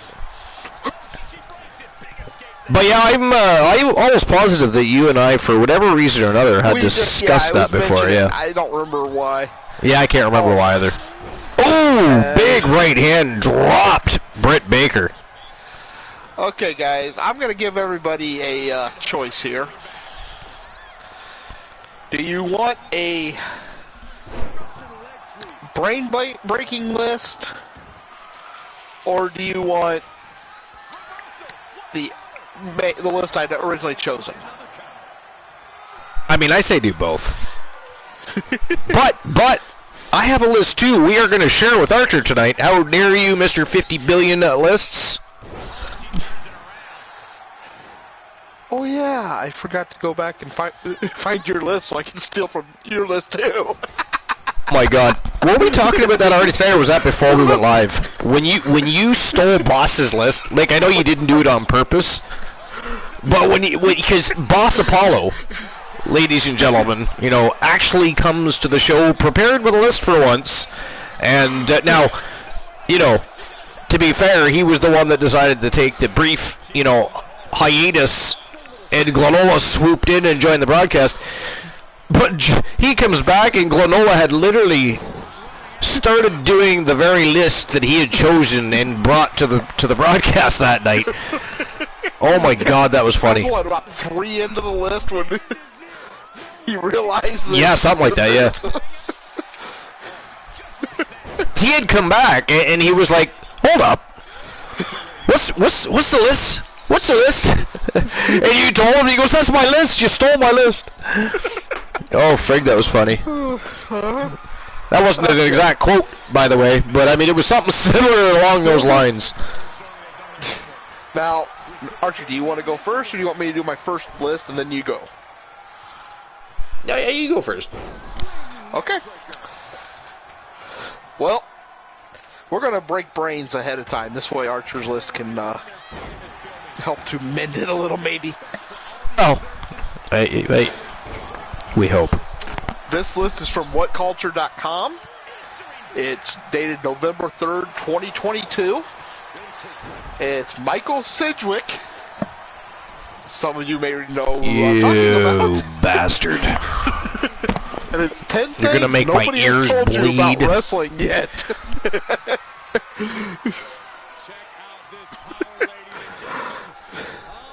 So, number 10, Vince McMahon did not make wrestling bigger. Even Triple H parroted this take when interviewed on Logan Paul's podcast. On some level, it's insane. Vince McMahon is no longer around. As part of his drive to win over the wider wrestling fan base, Triple H could do with cutting the shit. People roll their eyes at WWE's bollocks, and it would behoove Triple H to not say the weird things that Vince said without realizing he was a joke. On another level, it's thoroughly normal. The idea that Triple H is not like Vince McMahon is only true because he is not wholly incompetent. He studied under Vince, and WWE, irrespective of who is actually in charge, likes to revise history. Triple H said that wrestling was a tiny little thing happening in bars before Vince reimagined it as a global big-time enterprise. It was a lie, and he knew it was a lie. He didn't take that much from Harley Race without realizing where Harley Race worked, and Harley Race did not work in bars. Nobody worked in a very limited area. Vince took it worldwide. Yeah, exactly. I mean, to suggest that Vince didn't make wrestling bigger. I mean, I'm sorry, but not only did he make it bigger, he saved pro wrestling. Pro wrestling at one time or another, if he hadn't have taken it global and made it a household thing, it would have died out and went back to circuses, sideshows, bingo halls. There might still be something, territorial, but it wouldn't be respected and it wouldn't have the global icons it has today. Jim Londos didn't draw 30 people to the Royal Oak in Upper Buckleberry, for fuck's sake. His biggest ever gate drew more fans. The WWE Shoot biggest attendance. Look at that, Glenola! Look at this! Ladies and gentlemen, the winner of the match and a new Women's Pure Wrestling Champion from Team Distinct Cone. She is the winningest superstar in Archibald's history. And now wearing another championship belt, the Viking, Rose Brewer, representing the Wolfpack Gals, Team Glenola, and of course, she is from Team Distinct Cone. Oh, yes. And I am going to do a definite... Got to give a shout-out to the Wolfpack. I don't know if... should you shout out Distinct Cone? Because you might die if you do that.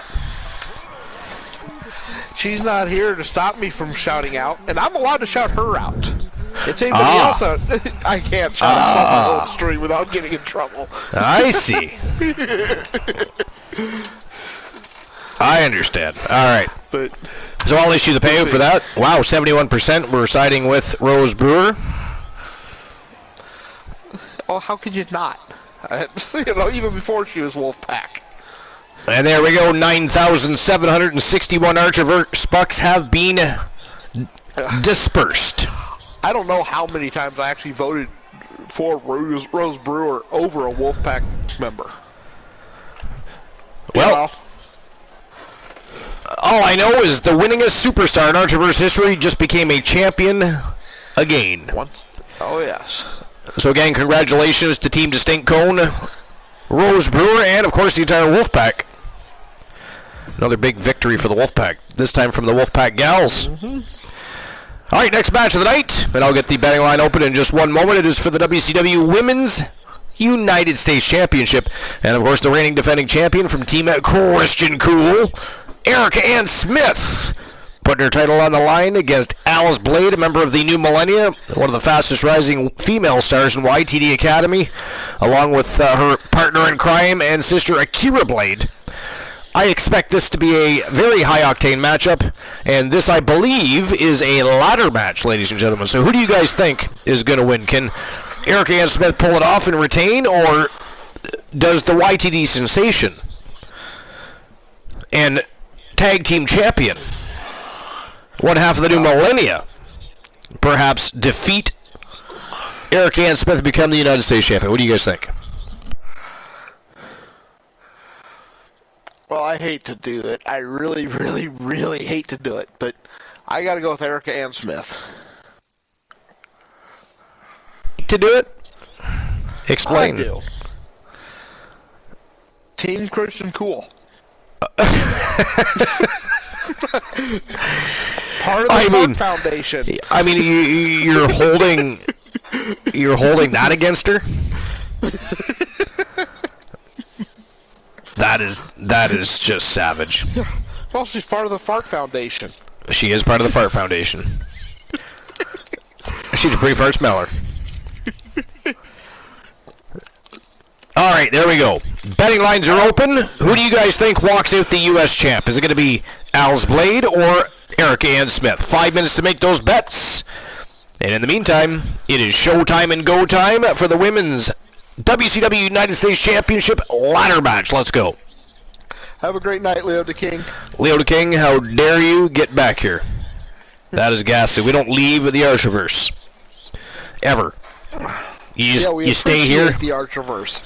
We do not appreciate anything but the Archerverse community and the members of that fine community.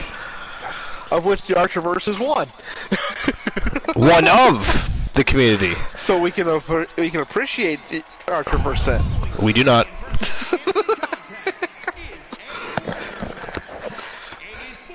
All right, but yeah, let's see. His biggest draw ever drew more fans than WWE's shoot biggest attendance, WrestleMania 32, and in the States, a cursory glance at the most attended shows throughout the 21st century shows WWE in 2022 would do exceedingly well to outdo any decade prior to Vince's monopoly. So, you're choosing from 1 year where Vince hasn't even been in charge of the company for a good portion of it. You notice that? You know, so you're going to take the shows there. This guy's got his head up his ass. I'm sorry. I think that was the consensus last time. I believe that was exactly the consensus. Yeah. All things considered, on average, the opposite of WWE's rhetoric is true. Vince made wrestling on the whole far smaller than it was.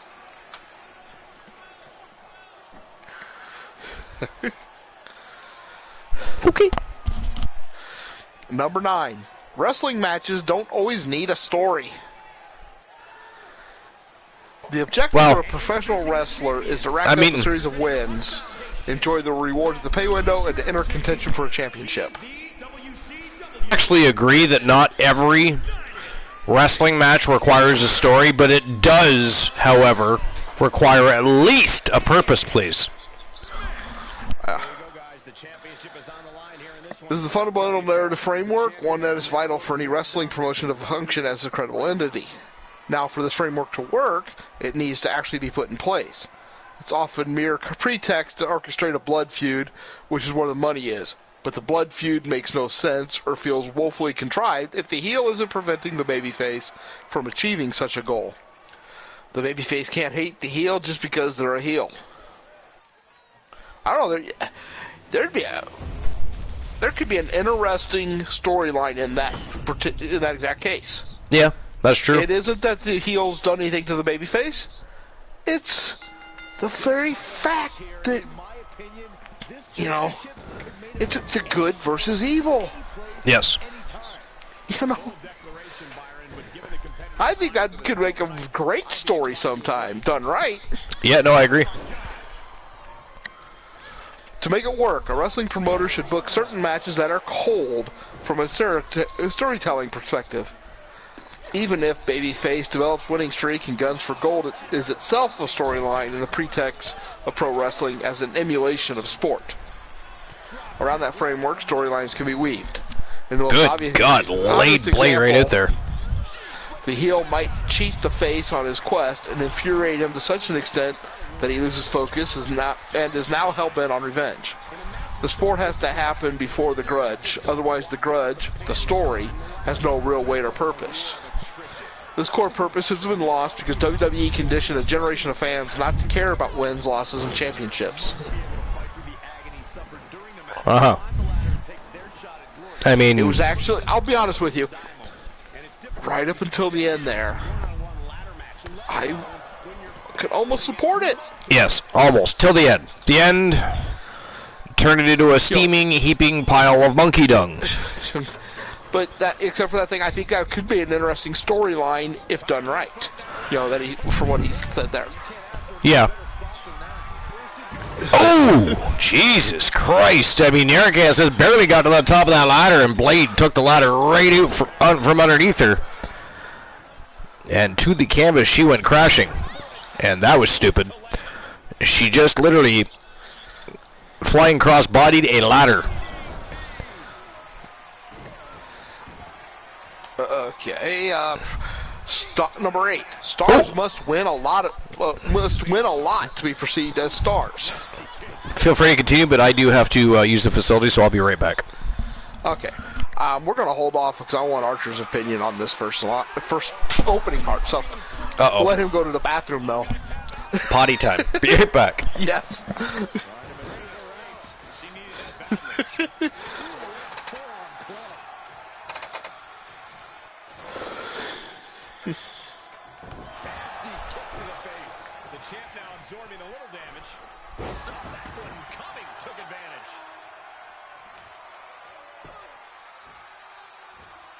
Making that shoulder vulnerable. All measured up. Oh, drop kick to the spine. top rope, putting it all on the line.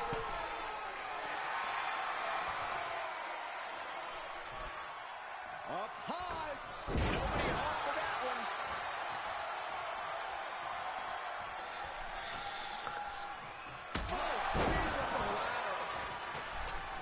She's getting that ladder position perfectly. This is a great match. Sent right out of the ring.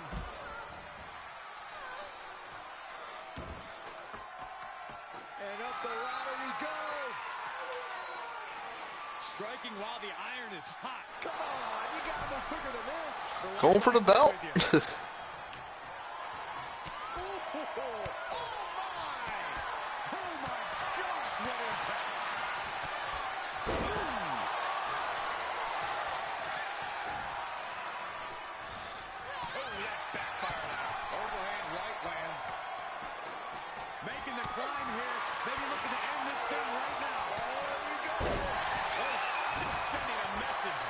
Now, that was not the brightest move to climb up the ladder while they're standing right there. Yeah. Take off, and she doesn't connect.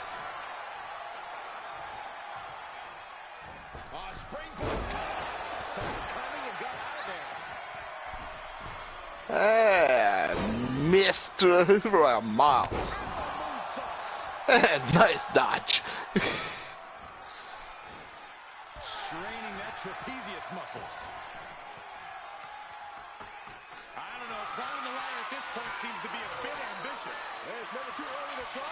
No. You gotta be kidding me. Sometimes you just have to go for it and see how bad you want. This is not gonna look pretty. Submission being applied.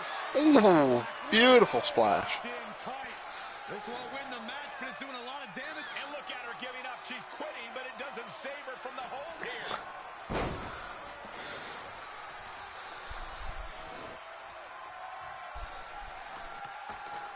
Look at this. That ladder is positioned perfectly for the victory. She's got her in her sights. Up high. I've returned, and did I just see her climb a ladder, jump back down, and make a huge mistake? I mean, that was crazy. I mean, Alice Blade was out, or seemingly down and out, and she could have climbed that ladder and grabbed that belt, and instead she chose to jump down and hop up on the top turnbuckle, and Alice Blade fucked her up. I mean, tides have turned, as luck would have it, but man, is she ever struggling with that? All right, so what was the... Okay. So now number 8 was stars must win a lot to be perceived as stars. Okay. Chris Jericho and Cody are the preeminent examples of wrestlers who aren't allowed to win in the minds of certain fans who insist that they only do so to seize control over their spot and look good. Is it not true, though? I mean, I think now it's different a little bit, but in the past, that is certainly true, right? But it really is. Yeah, Tony Khan is the booker. Neither Cody nor Jericho were or are Hulk Hogan in WCW.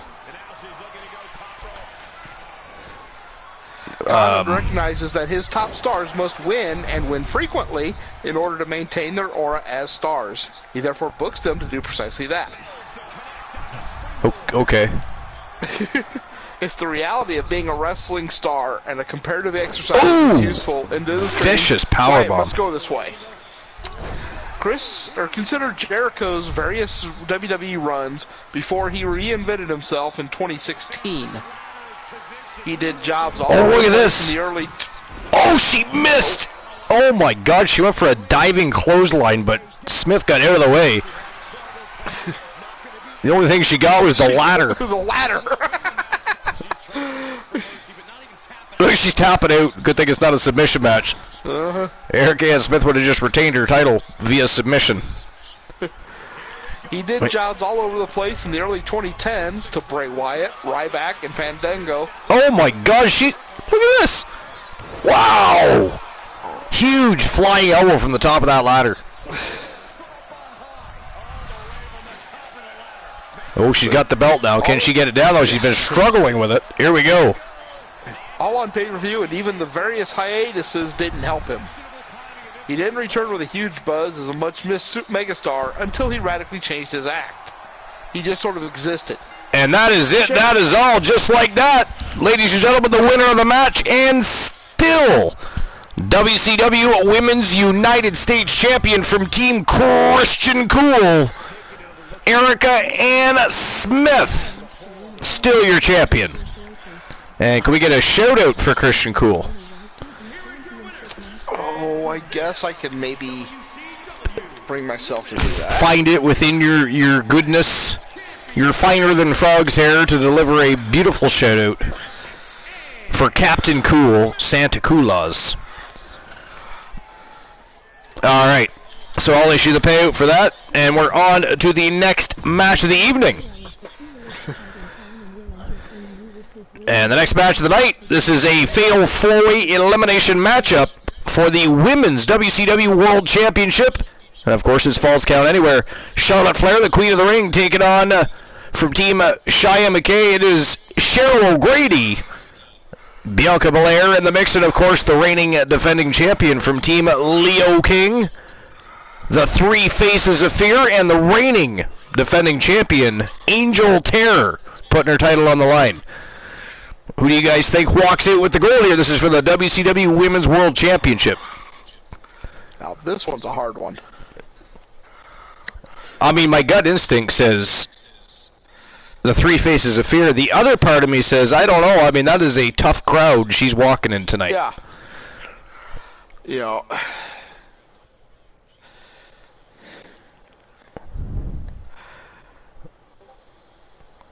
I mean, now, I'm just... Is this Falls County or elimination or single fall? It is elimination. Okay. Then you know what? I'm going to go with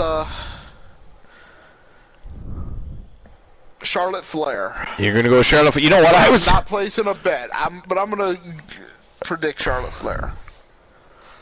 Not going to put his arch reverse box where his mouth is. Did you hear that, folks? Yep. Not this one. He is holding back the funds that could increase your wallets. Well, I'll tell you what. If anything doesn't have a little bit, if nobody's got any money on them, I'll put 10 Arch Reverse bucks on them, just to help with payouts. Just so it doesn't look like somebody got no love. Yeah.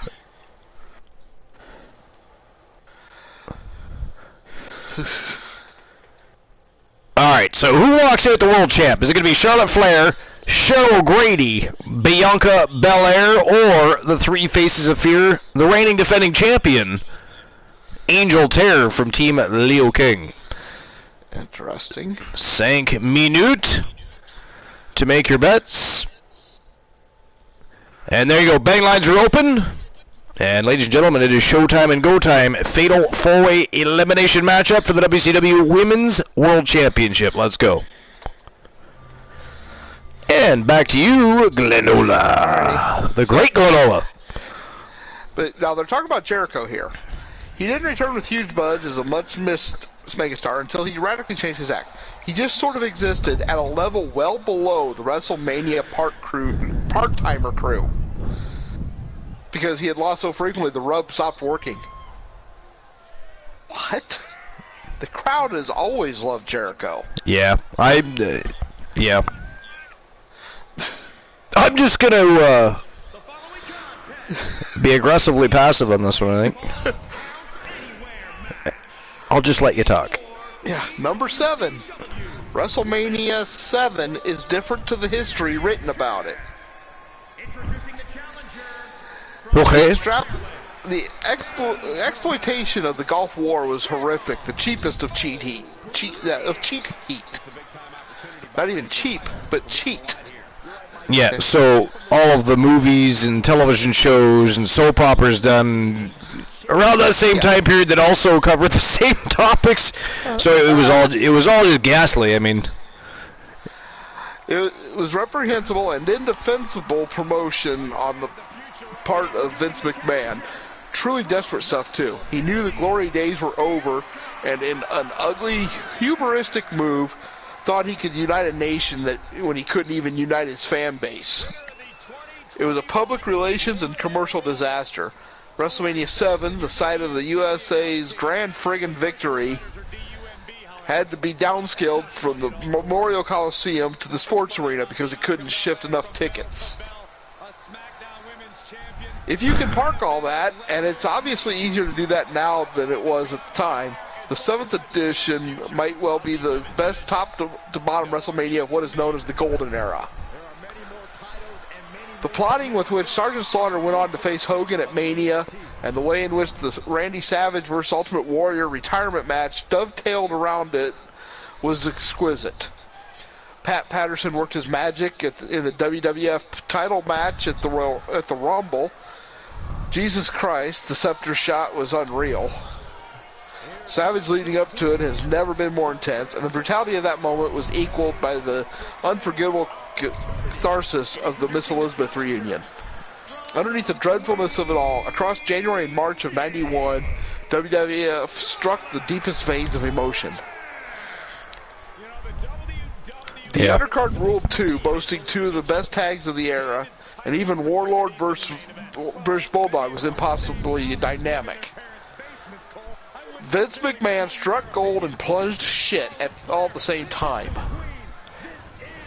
A WWE event defined him. Actually, it was WrestleMania 7. To be fair, WrestleMania 7 wasn't one of the greater WrestleManias, and it's actually true that there was an attendance of 16,158 people at the show, but the attendance that was paid attendance was approximately 10,500, which on WrestleMania terms is quite small, right? So, but this guy's definitely a Vince McMahon hater. Oh yeah, for sure, no question about it. Referee undressing Charlotte Flair. How dare he? Lucky man. I mean, I didn't say he wasn't lucky. I just said, how dare he? Better one of us than him.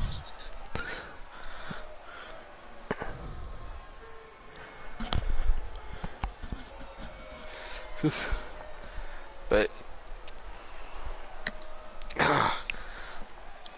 number 6, there's such a thing as toxic positivity. I mean, just enjoy wrestling. You read sentiments like this all the time, and it appears to be innocuous. Maybe you can't be arsed with the discourse, and who can blame you? You just like to sit back, snack, and enjoy what's put in front of you, even if it isn't all that great or inspiring. That's fine. Telling people to shut up and stop talking about it and just enjoy it isn't. This attitude encourages wrestling promoters to put in minimal effort. Okay. There's nothing wrong with approaching wrestling analytically. If nobody did that and the just enjoy it prophecy came to pass, we'd still be stuck with the original incarnation of the Dark Order and the Nightmare Collective milling about on Dynamite. Ooh. Well. Many fans expressed their boredom and frustration with those developments, and AEW evolved into an exponentially better wrestling promotion when Tony Khan responded to fan feedback. Oh, man. I mean, I'm not sure it's his own ass his head. Yeah, I don't know, yeah. Tony Khan's. Right? So he's a Tony Khan nut hugger and a Vince McMahon hater. I can't wait to see what's next. I mean, I'm excited. It more after engaging their brains and demanding better. Toxic positivity is a defense mechanism cultivated by those whose identity is so wrapped around the thing that they like that they can't accept criticism of it. Yeah. I mean, what else is there to say about this particular piece? Yeah. Number 5. Dave Meltzer is not biased. He's, well, I mean, it depends on who he's talking about, I think, whether or not that's true, to be fair. Read literally the current issue of the Wrestling Observer newsletter, or read literally the current issue of the Wrestling Observer newsletter. AEW's Bryan Danielson worked an exceptionally well-reviewed match on Dynamite against Sammy Guevara. Dave Meltzer rated it 4.5 stars. FTR also put their working shoes on. Not that they've been removed at any point this year. Their match, opposite Swerve in Our Glory, was awarded. Oh, Charlotte Flair was just floating. 4 stars. She's like a Jedi. A man with whom he is publicly friendly and many insist feeds him scoops in return for critical acclaim. Chris Jericho also worked a match on that card. He teamed with Daniel Garcia in a losing effort against Claudio Castagnoli. Yeah, Castagnoli, yeah. It's Cesaro is who that is. Dave awarded it 4 stars.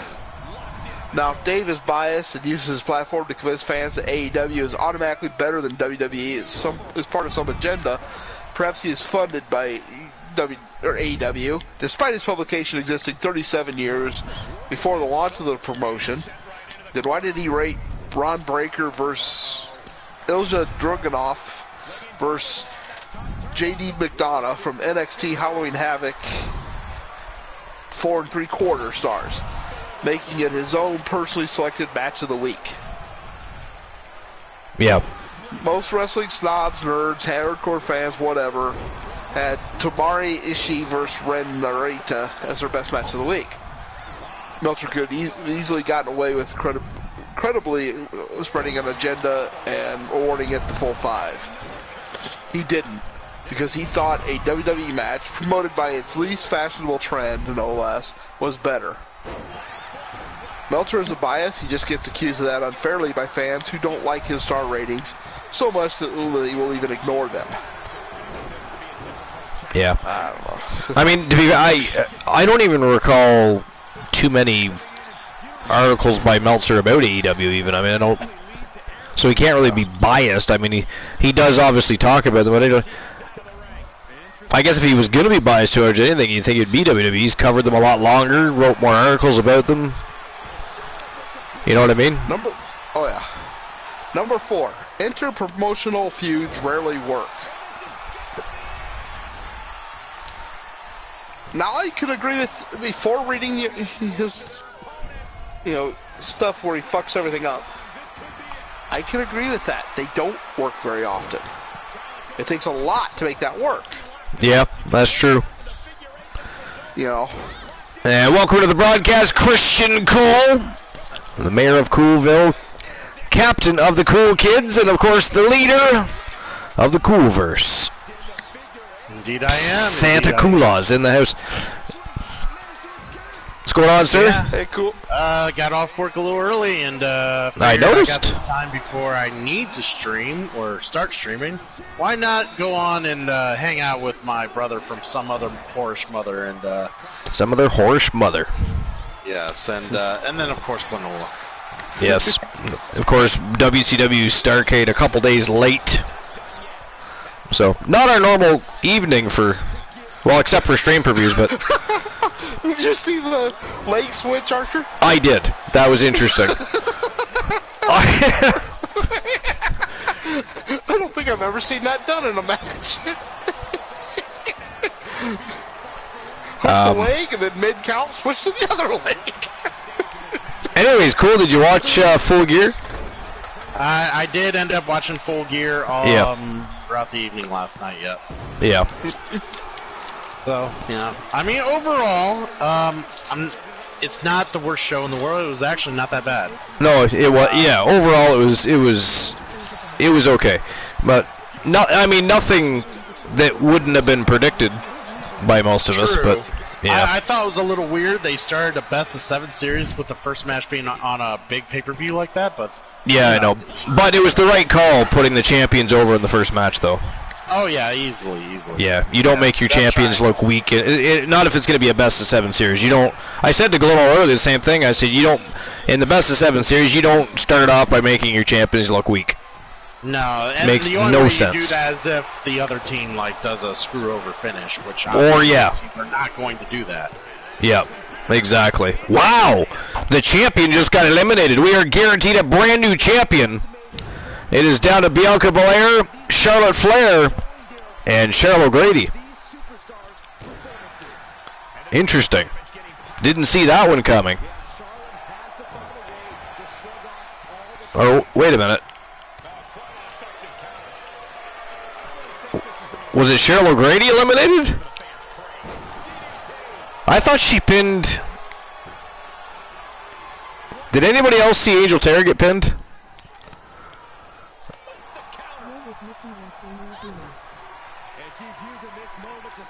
Cool, were you watching? No, I hadn't actually even loaded you up yet. I'm pretty sure that...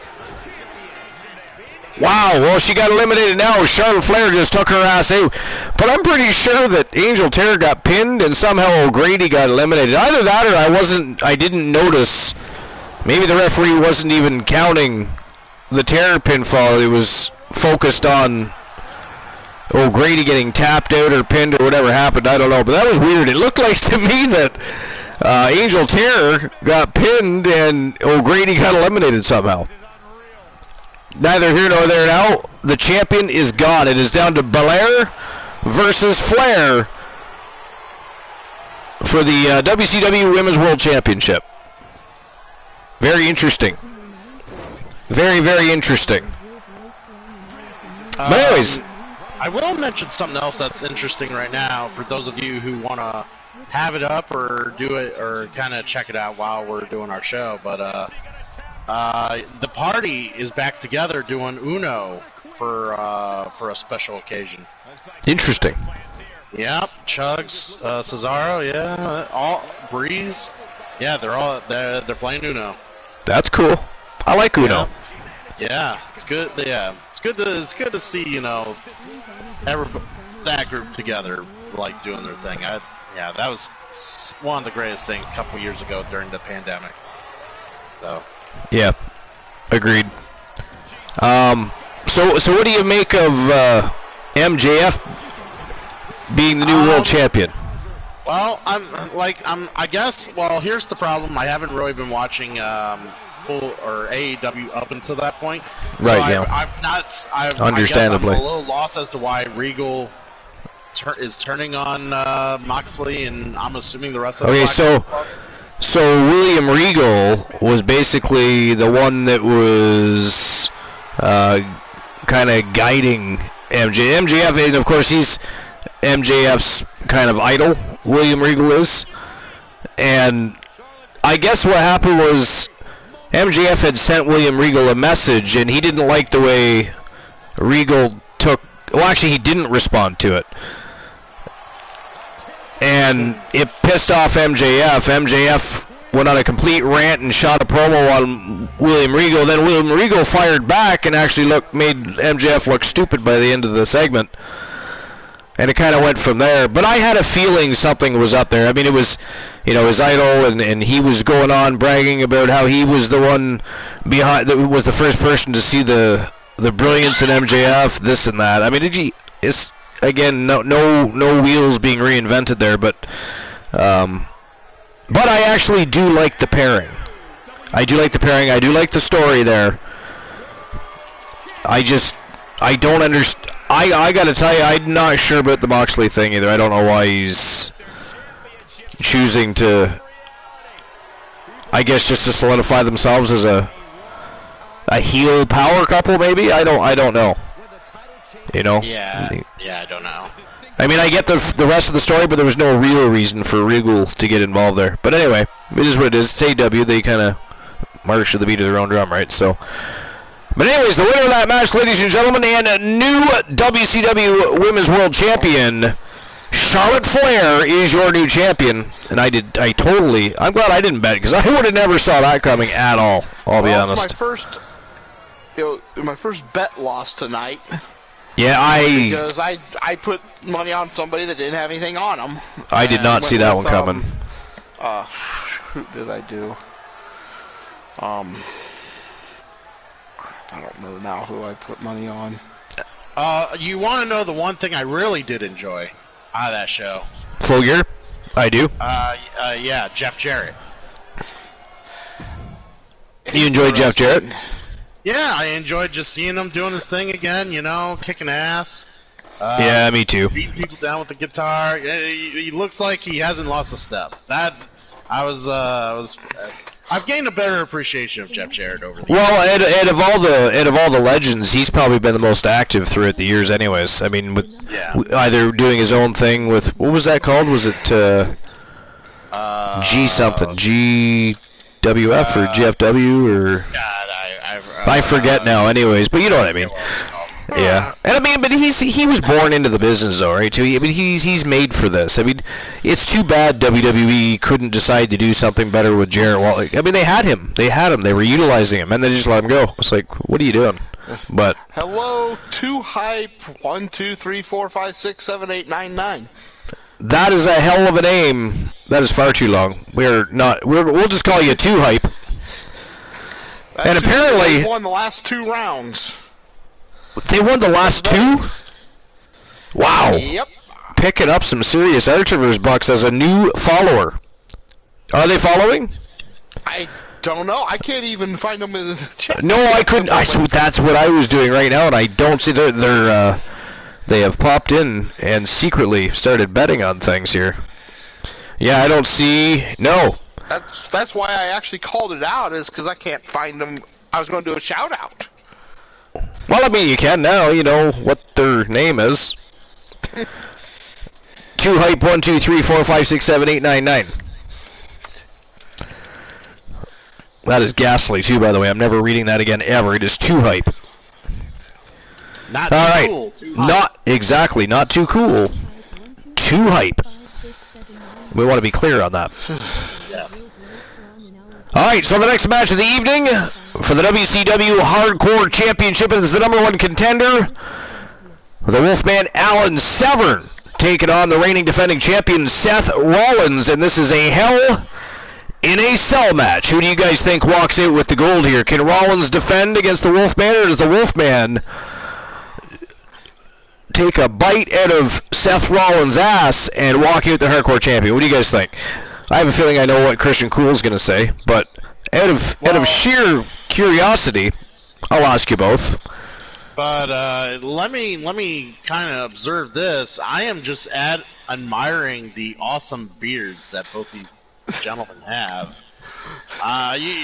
Is this a wrestling contest or a grooming contest? I don't know. It is a grooming contest. Well, then I give that to Seth Rollins. All right. Are you saying that the Wolfman's is scruffy looking? Yeah, a little bit. So are you also saying that you're gonna bet on Seth Rollins? Oh yes, oh yes.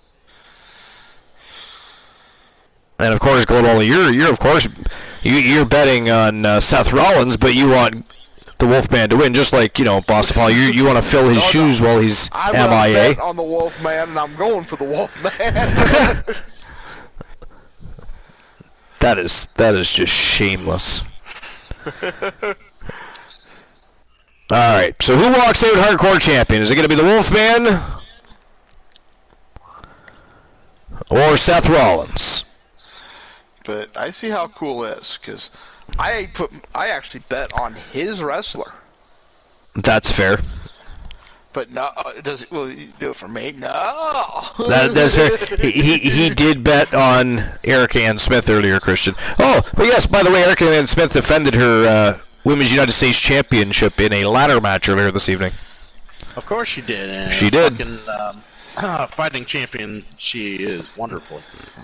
It was a fantastic. But now there was a couple questionable moments. Like I was really starting to question her tactics, but she definitely turned the tides and finished off strong. So. Wow, she can be devious. Don't mistake her for devious. I don't know. Erica devious Ann is Smith. a word when you got your opponent flat out on the mat. You climb a ladder, climb down, climb up the turnbuckle, and then do a diving move. Yeah. And to which Alice Blade, like, I believe she got a cutter out of that, did she not, or something? I forget now. Something like that. Yeah. Hey, all I can say is she is very big on how much leg she has on herself. She's probably just showing off. That's what she's showing off. Taken to the air for fun. All right, here we go. The betting lines are open. Who's it going to be, the Wolfman or Seth Rollins? WCW Hardcore Championship on the line. It is a Hell in a Cell match. Let's go. All right, but anyways, what were we talking about? Christian braiding his ball sack hair? I mean, was that a topic of conversation? No, that was not. I don't think so. Okay. I thought we were discussing the time he braided his ball sack hair and hung those cute little jewels from them. Remember, he would dance around. He cut the inside of his leg because he got bouncing around too much. I braided my ball sack hair. It was quite disturbing. On Severn's face right now. Well, I'll go ahead and continue with the list. I'm going to skip over what he said about number 4 because I actually agree with it. Alan Severn, the reigning defending pure submission wrestling champion, looking to become a double champion here tonight. Can he pull it off, Glenola? I think he could. You never put anything past the Wolfman, and it's a singles match. It is a singles match. That does not happen very often either for the Wolfman. He's usually stuck in some 6-man, 5-man battle royal. I mean, anything but singles matches. Although he did win the pure submission championship in a singles match, so I guess it's happened a couple times recently. But yeah, well, it's not that he's a total stranger to him. It's just, he prefers to have a lot of people around to beat up. Of course, usually he doesn't even bother trying to win. He just beats them up. Yeah, I mean, he's probably holds the record for the number of multi-man matches that he didn't win, but didn't actually lose either. I mean, of course, you got that one night where him and Jay Simmons went at it in a 6-man match and never touched another wrestler. That's true, that did happen. They stood outside the ring and just beat on each other. Yeah, I can't imagine why neither one won that match. What was it, like a 15-minute match or something like that? Yeah, it was easy, 15, 16 minutes, and they just went right for each other and left the ring. Left the ring, almost immediately.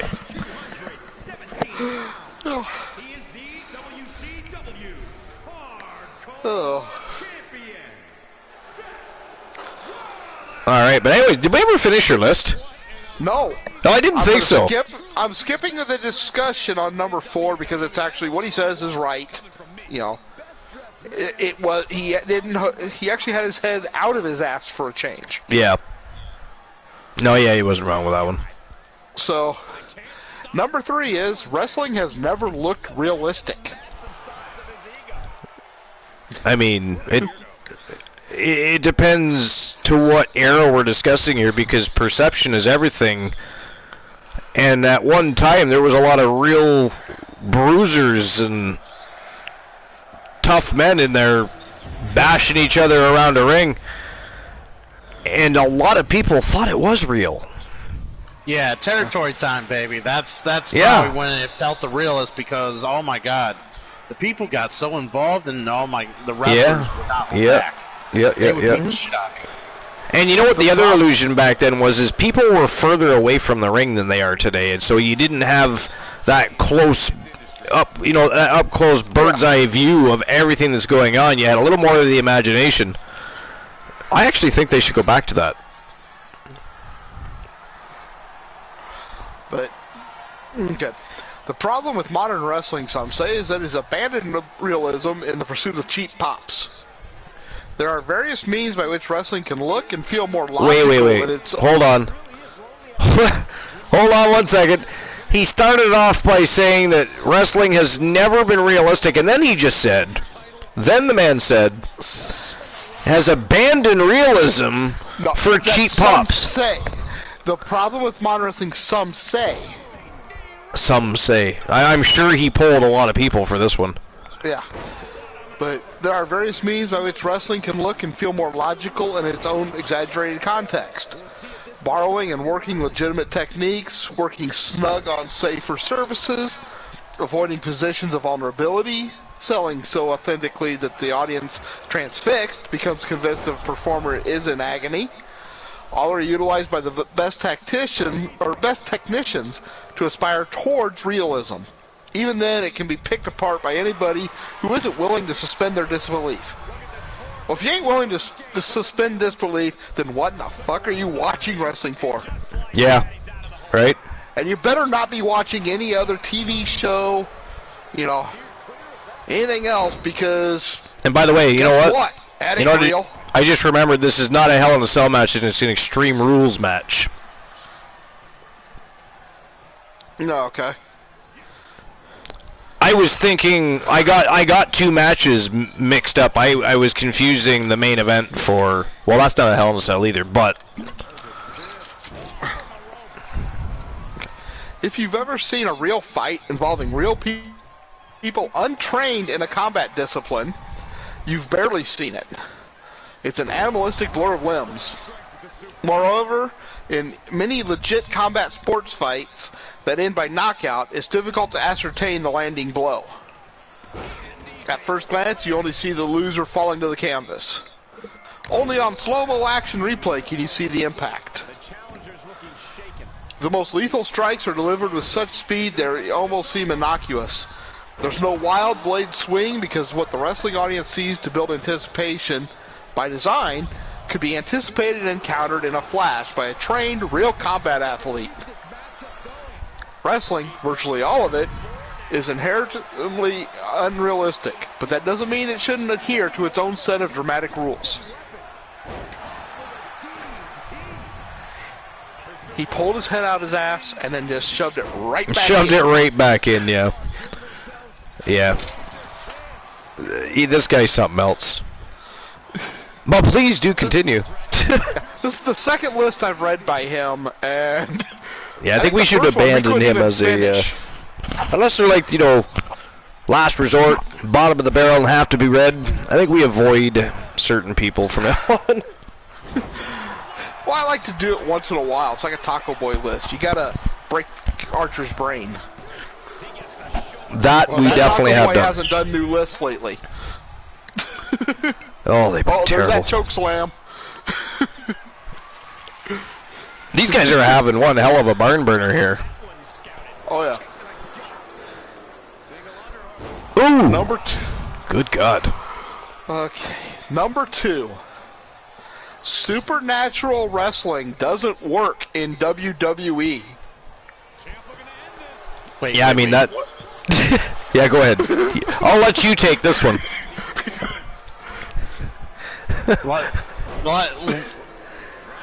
Man, I don't even know why The Undertaker even was around for 20-some fucking years. Supernatural wrestling doesn't work in the context of WWE and is almost invariably fails as a result.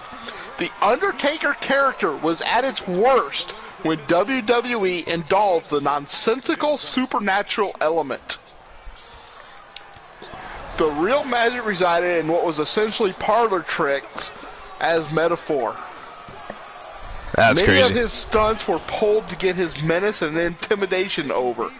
The more hokey it all was, the worse it was.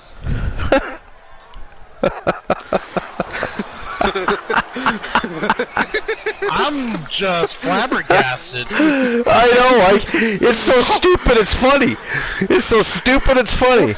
I mean, not only do they try to, made a jab at, supernatural elements on a fictional TV show, they basically practically insulted every magician and, stand-up performer nerd, right? Man. This is just absurd. Literally. Oh, apply critical thought to the Fiend. Holy fuck, Severn kicked out again. He kicked into a curb stop. Severn just can't keep the piece down. Yeah, Severn's taking an ass whipping here, but he keeps coming back. Did anyone ever tell this guy that, there's a difference between fiction and non-fiction? I don't think they have. Somebody should write him and let him know. God. Does he have an email address that we can, you know? I don't know. Oh, fuck! Severn just busted him wide open with a chair. Well, I mean, it is But an he extreme does rules have- match. He does have a book on Amazon. He has a book on Amazon. Wait, please. Any idiot can have a book written about them Becoming or All on their Elite. ideas. The Rise of AEW. Oh! Wow. The rise of AEW? Okay, this explains a lot. Yeah, it Oh. does. Well, Yeah, that it part's does. already been well known. Well, we kind of did assume, yeah. But Yeah. god damn, Tony Khan's ass. Severn God. ate that canvas again. All right, but the Fiend was a near. And that is it. That is all, ladies and gentlemen. The winner of the match, and still WCW Hardcore Champion, Seth freaking Rollins, is still your champion. Yeah, I called that. I called that. You did. Yeah. You did. You did. But, okay. The Fiend was a near indestructible entity, an alter ego of the man Bray Wyatt. Unless you were Goldberg, it was almost impossible to weaken him. This person or thing was even set on fire and lay there ostensibly dead, only to return from beyond the grave. The art of storytelling is perfectly acceptable in its own context. There is an entire wildly popular pop culture genre devoted to it. The issue with a character like The Fiend is that other characters have to exist uneasily in the same context. That, and the thought of him learning an Irish whip in wrestling school, and even going to wrestling school, is the key problem. Oh, good God. A character like The Fiend completely destroys our perception of the natural world, but virtually everybody else on the roster has to ignore it and pretend that they aren't in a horror film, that they haven't just witnessed magic unfold in front of their eyes. Imagine no selling an alien invasion of Earth. It wouldn't happen.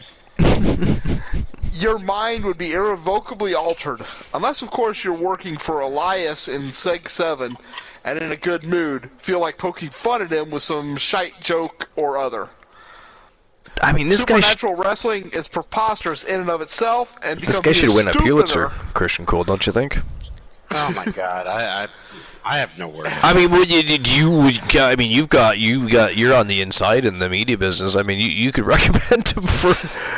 You could write an article about how much you appreciated his perceptions and values. I really could. Just the slandering words of an AEW Oh my mark towards God, WWE. right? Like, not just a mark. God. He is he's one of those people I refer to as a cultist fan. Yes, he is Okay. a cultist fan, yes. Number Good one. God. Before you get going, on the number one, next match of the evening is for the WCW World Tag Team Championship, and it is, of course, the Hart Foundation, who have had quite the resurgence as of late, looking to dethrone the WCW World Tag Team Champion, Wolfpack, led by, of course, War the Machine from Team Glenola, and, of course, his new partner in crime, and what a formidable team they are, the Omega, Marshall Omega from Team Night the Undying, the reigning defending champions, looking to take out the Hart Foundation, take them down a notch, remind them why they are champions.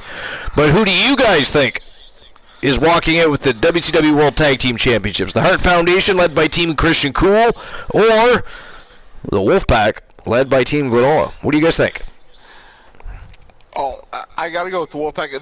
Not just because I'm, of course, Team Glenola, but they've been on a hell of a streak since yeah. War and Omega teamed up. I mean, I would definitely consider being undefeated as a team being on a streak. Let's take a swing at this, guys. These two groups, who would you think you could encounter on the street realistically and have a fight with? Realistically, you had to throw out of it. Anything purely fictional is out the window.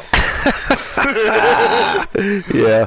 Well, I don't think facing Team Christian Cool on the street would be anything trouble-lacing, so, we can throw that out the window. Wow. Oh, well, I think Lenole's been reading too many shit lists. Too many Taco Boy lists. Yeah, too many. One too many. Although we found ourselves a new Taco Boy. Fill him in on that there, Lola. Well, the guy's name is Michael Sidgwick. And That's honest begging to God, for him this to be is made fun of. Go ahead. This is Right. the second list we've read of his. The first list we couldn't finish. Maybe he is Taco Boy. Have we ever considered that? I No. don't think we have. No, because I found Taco Boy's real name. Did you? Oh yeah, I'm not going to say it on the air, obviously. But Really? Yeah, no, don't do that, no. yeah, it's in his profile. Well, I mean, if it's in his profile. Well, let me go to my Archerverse. I mean, if he lists his own name in social media, I'm pretty sure it's okay if we utilize it. There you go. Top 10 list by Taco Boy. Yep. Okay. So this is from his profile on the top 10s. It's Corey Meese. Corey Meese. Alright, there you have it. So, it is in fact a different human being with the same mindset. Very cool. Good to know. Well, Sounds like he's actually- about as relevant as Tony Nese. Right? Actually, I Right. think Taco Boy may have a little more brains. Well, yeah, potentially. That's really wanting to find that at the bottom of the barrel, but okay, we'll go with that. Thanksgiving has a long-standing tradition of being one of the more prestigious nights on the sports entertainment calendar. Okay. So, but number one on this list, these people are not your friends. Pro wrestling functions as an escape from a world that grows increasingly exhausting and harrowing by the day. The performers intrigue and thrill you, and in return you are grateful for, or perhaps even inspired by them. You want to see your favorite succeed, you might even reward them with your financial support. You might even go further into this fandom. You might try to meet them at the merch table. You might get a retweet out of them in exchange for some praise or, in some cases, a tattoo. You might, under the impression that they are as sweet or cool as they appear on television, become convinced that the human being underneath the performer's skin is a stand-up human being and defend them with a biased zeal whenever they encounter a dispute with another wrestler. They have to be in the right, even if the situation is more complex and nuanced than you might be prepared to acknowledge, because, and this is a relatively minor portion of the wrestling consumer base, by this point you have developed a parasocial relationship with what is ultimately a fictional character. The other side of the extreme is too ironic and detached to take seriously as well. They aren't all nonces and carnies and workers, but they're not your friends. Buy a t-shirt, chant their name, but don't think they're perfect. They aren't, and it's weird. I mean... okay. I mean, what do you think, Cole? I think the guy needs to see a psychiatrist. That's kind of what I was thinking. Like, Okay. Just to give Cool the true feel of this guy, I'm going to go back to number 10 on the list. This is how the list started off. Now, the list is 10 things nobody has told you that's about one wrestling scary yet. dude. Vince McMahon did not make wrestling bigger. Okay, yeah, we're done. Just shut up. Right? Please just stop. Like, I wish I was here fucking 10 numbers ago, so I could have been like, you're done. Throw that shit in the trash. Bury that Light it trash. on fire! Light it on fire! Burn And make a it goddamn fire down! For everyone to see Yeah. from the north of Canada to the southern reaches of Mexico. The savior of pro wrestling did not make wrestling bigger by making it a global empire. Woo! I mean, that is fucking brilliant. Pulitzer coming his way. By the way, Okay. thank you for the raid, Punisher, coming in here, hanging out with us. Punisher, what's going on? Thanks for the invasion, my friend. Appreciate you. How was your stream? I know. Actually, I forget what you were playing. He was actually playing this as well. Oh, was he? Oh, I actually thought he was stopped playing in on something his stream different. a little bit earlier, so. Oh, okay. I thought he was playing something different. All right. But anyways, Punisher, what's going on, my friend? I mean, you missed out on an absolutely ghastly top 10 list by some. Well, what was his name? Michael Sidgwick. Michael Sidgwick, who we were almost certain was Taco Boy, but then we realized Taco Boy had a different name, so they are just, one and the same as far as brainwaves and perceptions go, but shockingly different people. Terrible list, terrible perceptions.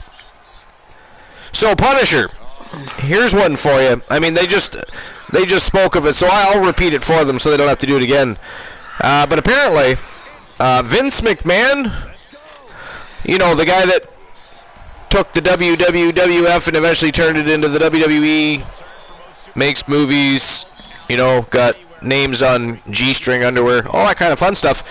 Yeah, apparently he did not I say, make wrestling bigger by taking the WWE and making it into a global, gigantic, unstoppable machine of an empire. Oh, even better part of that, though, is that the only reason Triple H is not just like Vince McMahon is he is not totally incompetent. Yes, that too. Well, I mean, let's face it, near the end, Vince McMahon was as close as you could be to incompetent, I think, as far as, what he was still capable of offering the business, I think.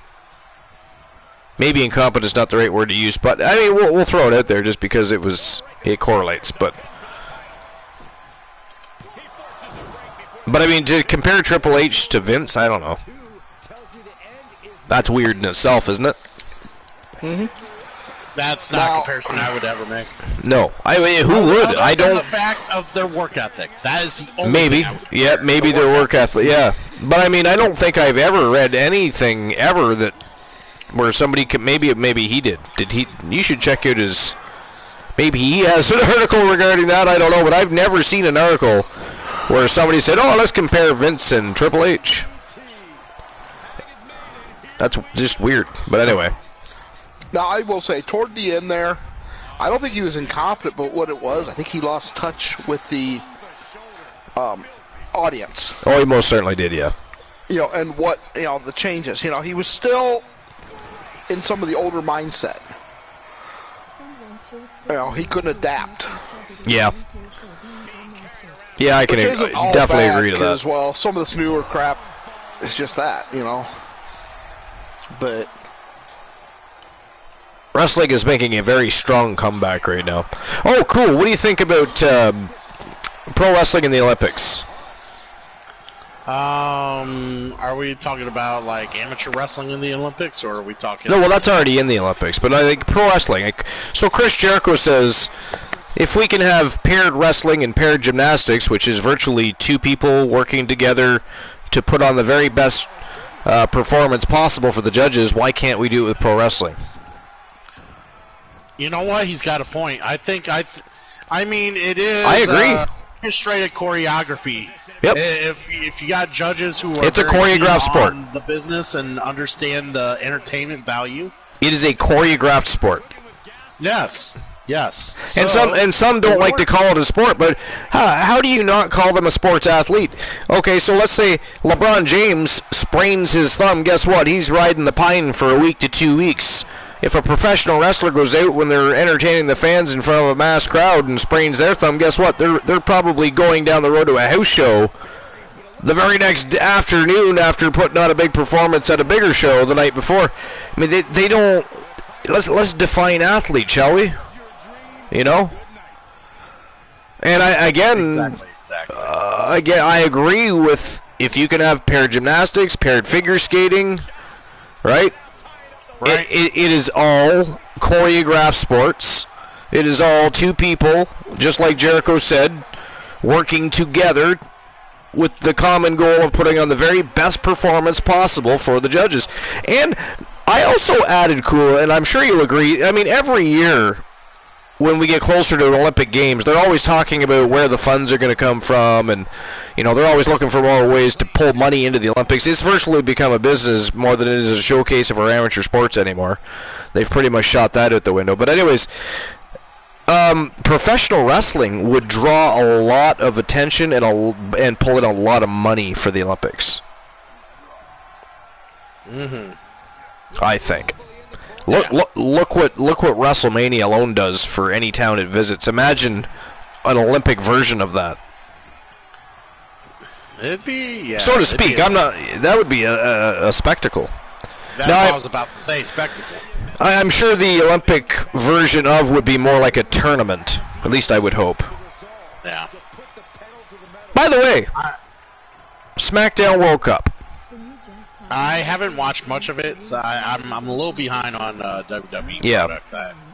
So I know it's only the first one, but I was a little annoyed that the world they're talking about were the world of superstars already existing on the SmackDown roster, as opposed to finding some international stars that could use a spotlight and putting them in the World Cup and making it a lot more fun.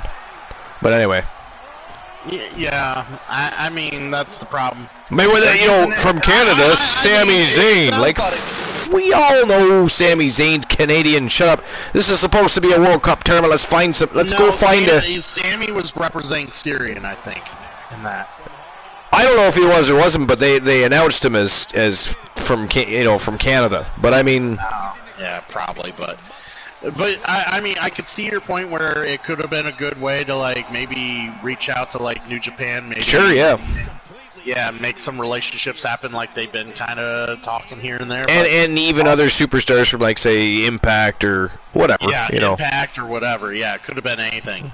Yep. But it's also, on the other side of the coin, it's also a great device for these nationalities that people still have a hard time relating to. Oh, fuck! Christian Hart speared him right off his feet. Shit. Yeah. Whether they be Japanese or from, like, New Zealand, like Dakota Kai, or just like all these other random places that everybody has accents now. There's more accents than there is anything in WWE anymore. And who knows? All this talent from everywhere. Who knows? Maybe they do plan on doing that eventually. I'm not saying they're not either. They could very well be. This could be just the way they decided to kick things off. I was just a little disappointed, that's all. I mean, don't get me wrong. I've watched the matches. They've been very good. I'm not going to say they aren't. I'm not going to sit here and tell you that it hasn't been basically a fun tournament, but I just think it would have been a lot better and more intriguing if they had have done what I suggested. But true, but I think they care more about trying to get more people that are already in there and on the main roster more over and more exposed, and they should. You're probably right about that. It's as much as the people they're bringing in now, like left and right. You need to get that exposure out there. Yeah, very true. What about you, Gunnar? What's your opinion of? And we kind of talked about it earlier, but what's your opinion on pro wrestling in the Olympics? Oh, I think it's great. What you'd have to do to make this work, though, would be to have two members of Team USA, in a ring in a match. Two members of Team Russia in a match, or 4 members, tag match, however you want to do it. But, ooh, tag team World Cup tournament. Now you're talking. That'd be cool. But this way, it is where it's the match. It is putting on that best show.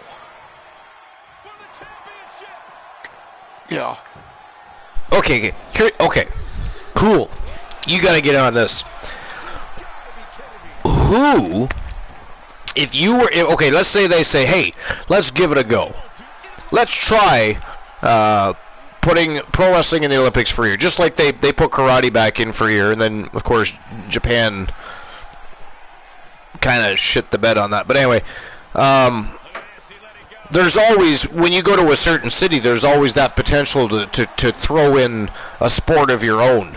Right, and whether or not it stays, that's up to the committee, etc., etc. But if you were to put professional wrestling in the Olympics, and you got to make it the very best introduction to the Olympic world possible. Who do you send to the Olympics to entertain the fans?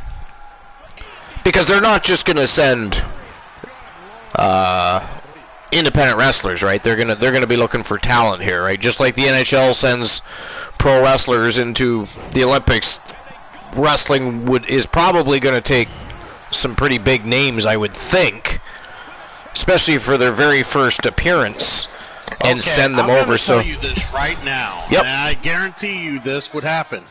If for some reason something went down to where WWE and the Olympics were to actually hand in hand work together to get something going, and they want representatives from like wherever and whoever, you guarantee you Triple H is going to send Roman Reigns to do that.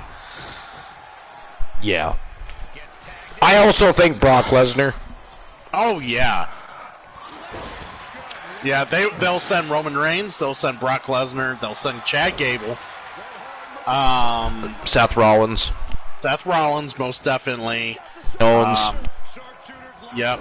Maybe Gunther, even at this point. Like, Fuck, Gunther's a hand in. He's gone, yep.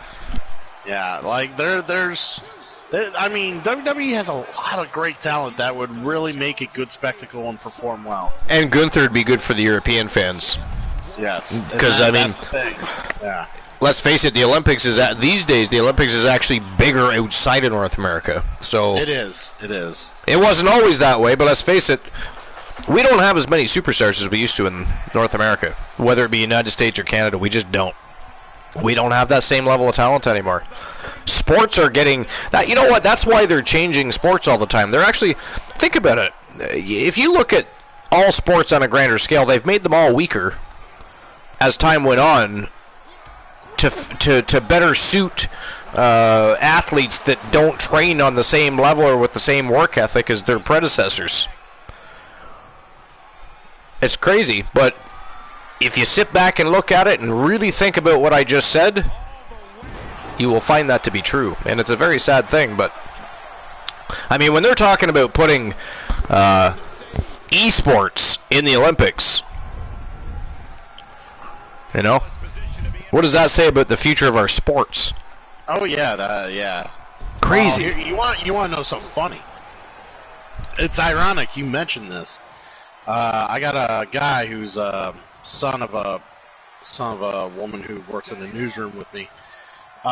He literally got a full ride college scholarship for esports, doing esports. Oh my God. And he's led teams on esports, doing like Super Smash Brothers and a couple other games. I forget what he mentioned, but yeah, I've been training this guy to work part time at the newspaper. And yeah, he's when the Archiverse gets founded, I'm dragging you fuckers with me. Right on. Imagine if for some reason, by chance, that powers that be happen to be watching the Archiverse, whether it be on Twitch or somehow saw it on YouTube and actually like wanted to do something. Yeah. That would be super sweet. And you guys would definitely be being dragged down the rabbit hole with me. Yeah, you're going to drag us down. Cool. You hear that? I mean, yeah. I don't know how I feel about that. He's got to make us go through the mud before we can get clean again and enjoy the fresh air. And welcome Bobby the Kid. Enjoy Bobby the Kid, greatest wrestling promotion on Twitch. Appreciate the follow, my friend. Welcome into episode number 417 here at the Archiverse. It's actually a delayed episode of WCW Starrcade. We usually air on Friday nights. Some things out of my control took place, and well, here we are, Sunday night, WCW Starrcade. So welcome in. Appreciate you for being here. How was your day? And what led you to the single greatest wrestling promotion on the face of the planet, the late night place to be, the most must-see show on Twitch TV, and the very best in fantasy wrestling excellence, bar none, period. Answer the question now. Do not keep me waiting. I will ban you on your first visit here. Let's go. Come on. Really? Why are people so tardy these days? Cool. I have no idea. They stroll in, they make you wait. You welcome them in with open arms, warm welcomes, and you ask them a question and they do not answer. Good, and wanted a chance to prove myself. Fantastic. Can you dance on a pole in just a G-string with no lubrication on the pole? This is a very important question. Bobby the Kid, if you can't answer this question, we cannot be friends.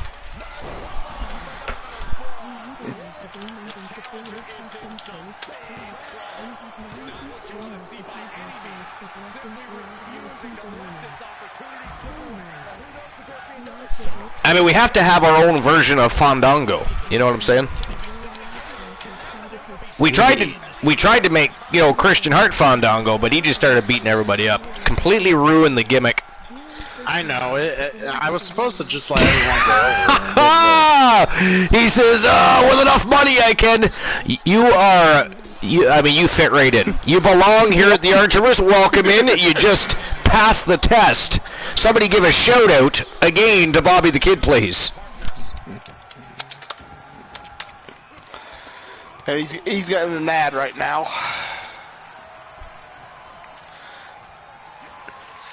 So there is a way around that. If you hit that subscribe button and subscribe to the Archiverse, not only do you get some fascinating emotes, you also get notifications that when we go live, you know exactly what's going on and can join the show and enjoy it in its entirety. But you also don't have to worry about ads.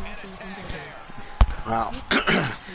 It was fun stopping in here, but this guy's got to get started on some constant, needless, portrayal of death. Fantastique. Yes. Oh, you're going to play Sonic again, keep dying, huh? No, I'm going to do that in Bloodborne. I'm going to keep dying a lot more. Oh, okay. Oh, yes. But yeah. At least it's worthy. I do want to mention, I'm not streaming tomorrow night, because I got the newspaper goes out super early, or it gets printed super early the following day, so I got to actually go to bed after work and then get right back up and go to work, which sucks. That sucks, yeah. You know what that's like. Oh yes, very much so. I've done that a lot lately. So fuck that shit. Fuck that shit. I agree. Fuck that shit. Anyways, if you don't rate in, I will talk to you guys later. All right, sounds good, buddy. Thanks for being here, as always. Oh, and we also have to eventually sit down, the three of us, probably four eventually, and discuss what we want to do with the award show. Of course.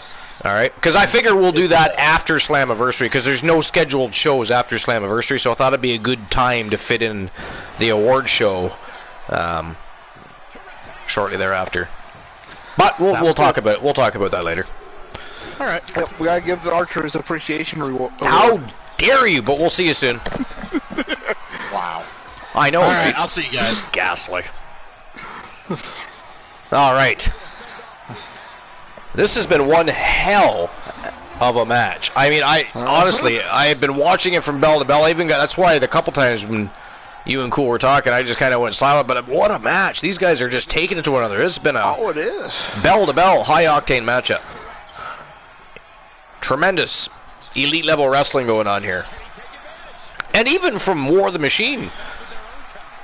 Very impressive. I did not know War the Machine had he's going toe to toe with Christian Hart even. Look at this. Ooh, good God. Good God. That'll remove some teeth.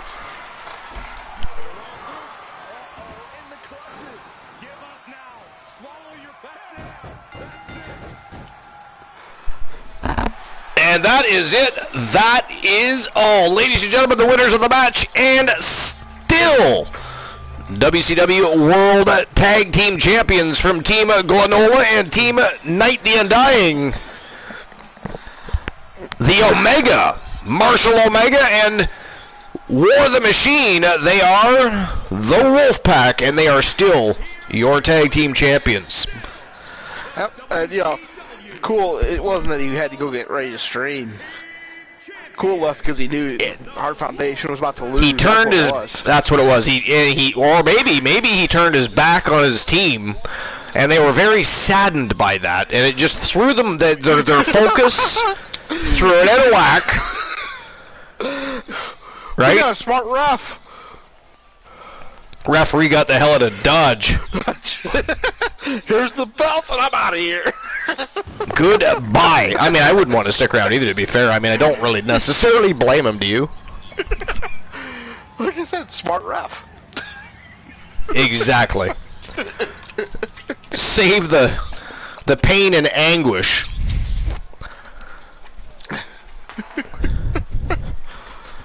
All right, so let me issue the payout for that. Just give me a moment. And then we'll move on to the next match of the evening, the co-main event of the night.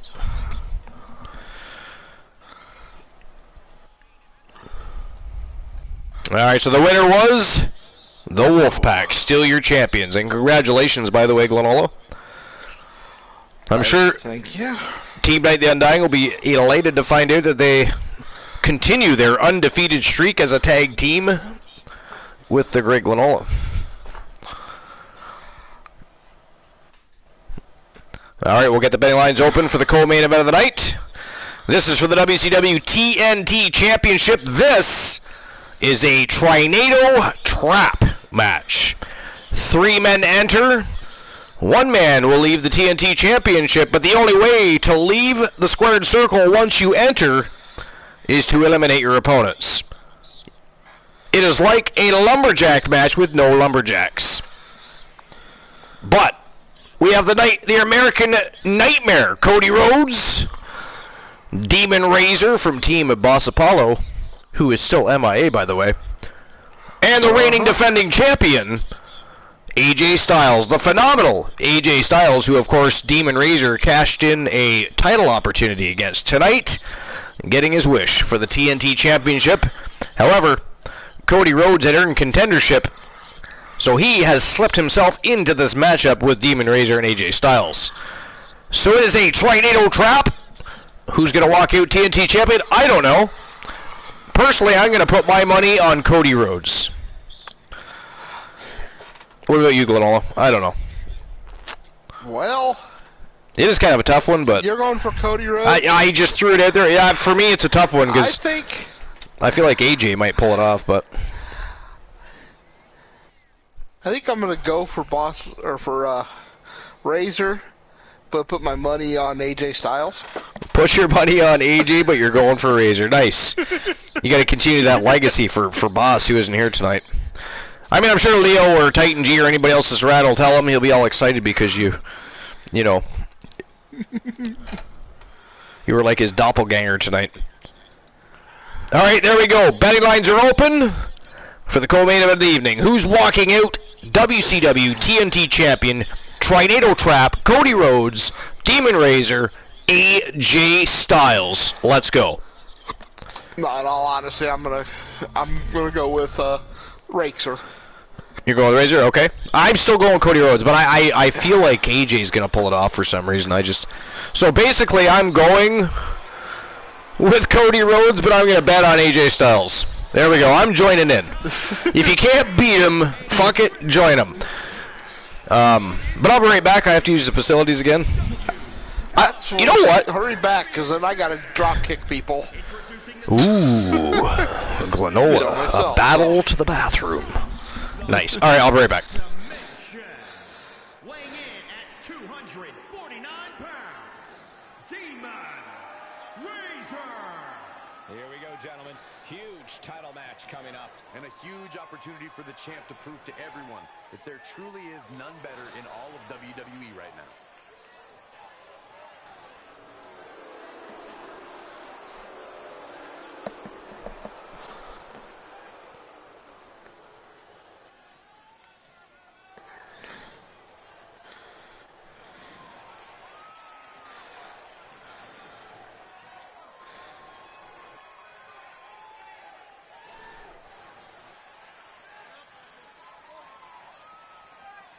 And introducing the challenger from Atlanta, Georgia, weighing in at 230 pounds, the American Dream, Nightmare, Cody Rhodes. It's a big-time opportunity, Byron, as the title will be on the line here. You're right, Michael, and judging from the response on social media heading into this match, we're likely to see a new champ crowned here tonight.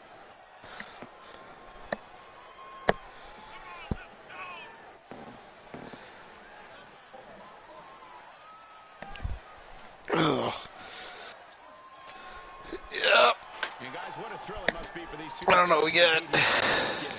Especially considering what this day has meant to this industry. Yeah, it's been quite the show so far. Thanksgiving was considered one of the biggest nights of sports entertainment, and that tradition continues here tonight.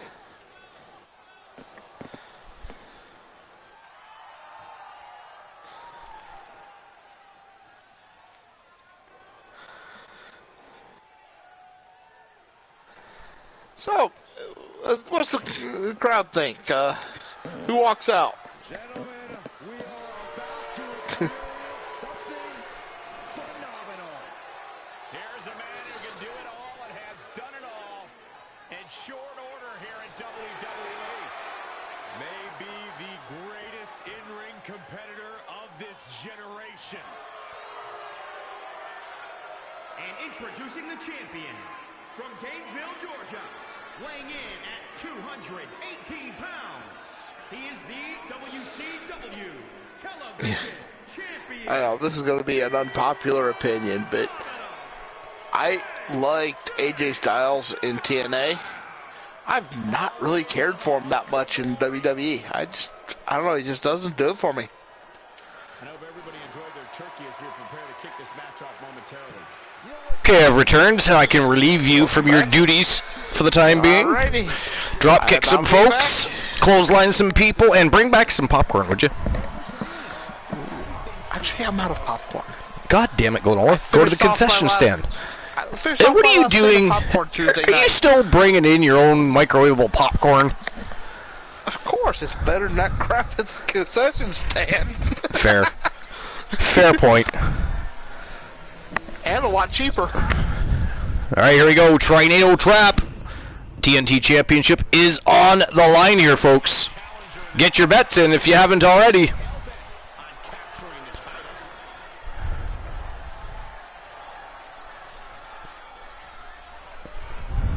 Cody Rhodes and AJ Styles very familiar with one another. Here we go. I was just going to say they've been in many battles in the past, in the last couple of years here at the Archerverse.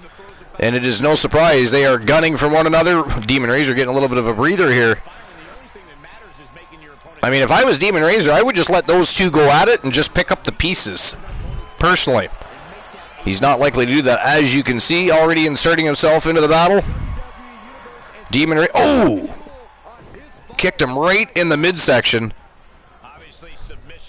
Wow. A back handspring body splash to AJ Styles is just getting back to one knee. Nice hip toss by Cody Rhodes, but AJ from behind, big elbow to the kidney.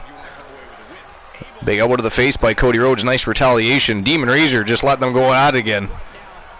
It is the smart thing to do, but here he comes. Goes right after AJ and is lighting him up with a barrage of strikes. And here we go again.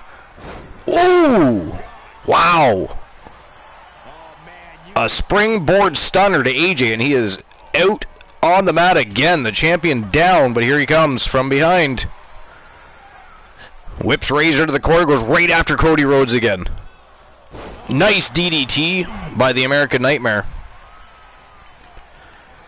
Razor scoops him up and just tosses him like a rag doll. And look at this, AJ Styles with a reverse DDT. Down goes Razor. And a beautiful springboard moonsault by AJ Styles, but here comes Cody Rhodes. AJ with a inverted camel clutch. Whoa, from a rack to a power slam by Demon Razor, and another stunner, this time to Cody Rhodes. Superstars return. Reigns to become someone else through And look at this, AJ. Oh!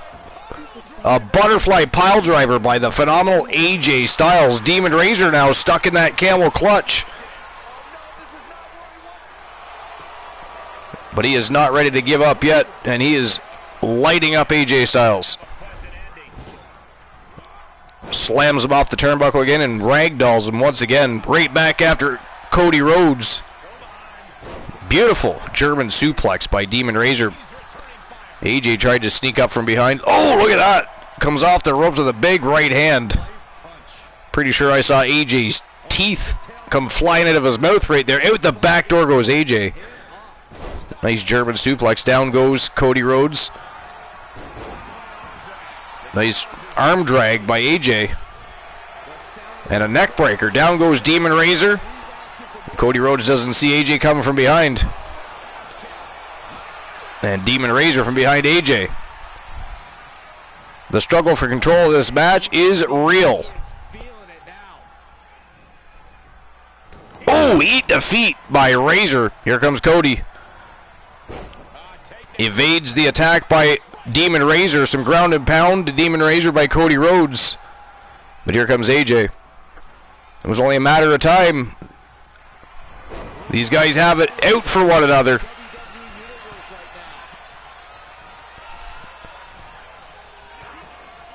Oh, another stunner to Cody Rhodes by Demon Razor. Wow, nice evasion by Demon Razor. Avoided that drop kick by the phenomenal AJ Styles. And another stunner to AJ Styles. This seems to be the theme of the evening for Demon Razor. He's just stunning everybody. I'm waiting for him to stun the referee next. And look at this, he's got a crossface locked in. AJ's in trouble here, right in the middle of the ring. The champ is in trouble. If he loses, we're guaranteed a brand new champion. He let go of the nice retaliation and a bicycle kick right to the face of Cody Rhodes by Demon Razor. But he's firing right back, so is Demon Razor.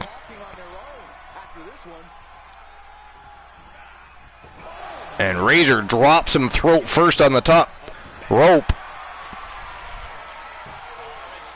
And a crossface of his own. He's got an arm trap crossface on here.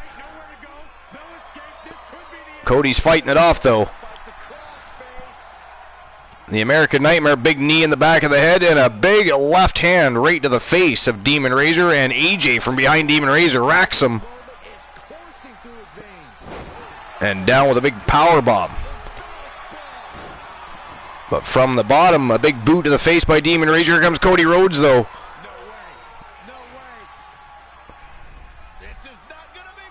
Oh, here we go. Oh! Damn. Backpack pile driver to Demon Razor, and Cody Rhodes just adding some insult to injury there. Big springboard leg drop right across the back of the neck, and he goes right after AJ. A reverse suplex.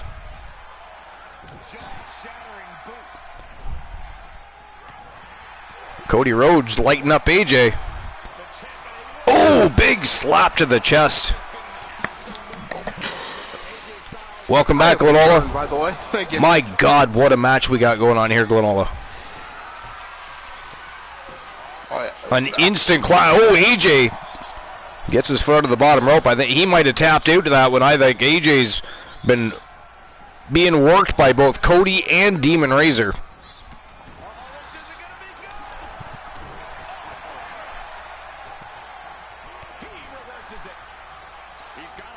That was a nice reversal by Demon Razor. Eat defeat again to Cody Rhodes.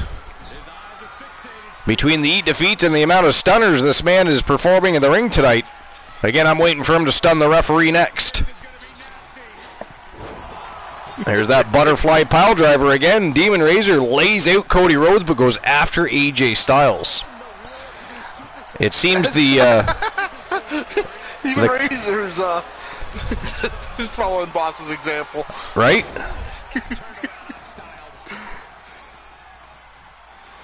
Yeah, I'll knock this guy out, but I'll go for it. But I'll go for the other guy. Yep. Oh, look at this, AJ going for the Styles Clash. Nails it. Locks in that camel clutch. He's got that shin right across the kidney area of Demon Razor here. Demon Razor's fighting it, though. Cody Rhodes just kind of sitting back, watching these guys take each other out. You can tell he's just waiting to strike. He's waiting for a moment to insert himself into the picture again. Demon Razor locked back into that camel clutch again. He's only going to be able to withstand that so many times. He's going to be forced to tap at some point if he continues to find himself in that position, Glenola. Wow, look at that. Roll. Oh! Cody Rhodes had his feet under the bottom rope. Good thing, because he was rolling him right into a calf crusher. Some ground and pound now by Cody Rhodes. Oh, Jesus Christ. Demon Razor was just about to unleash with a big right hand, and Cody caught him with a right of his own.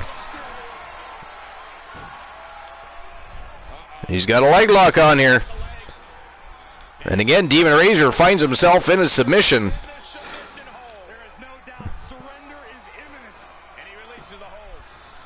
Couldn't get him to the tap. Oh, he goes right after AJ. And crossroads to AJ Styles. And it looks like the leg lock is going to be applied this time to AJ Styles. That is like a reverse or an inverted figure 4 leg lock. And AJ in excruciating pain. Razor walks into a big kick to the midsection. Here we go again. Oh, backpack pile driver. And another big right hand to AJ Styles. Oh, and another crossroads. Cody Rhodes is on a roll here. He has taken out single-handedly both AJ Styles and Demon Razor here. But apparently decided he didn't have to finish either one of them off. Nice flying elbow. Goes right back after Demon Razor. Glenola, Cody Rhodes is on fire here. Yeah, he is. Attacking that left arm of Demon Razor. He likes to nail people with that big left hand. He's knocked many people out with that big left hand.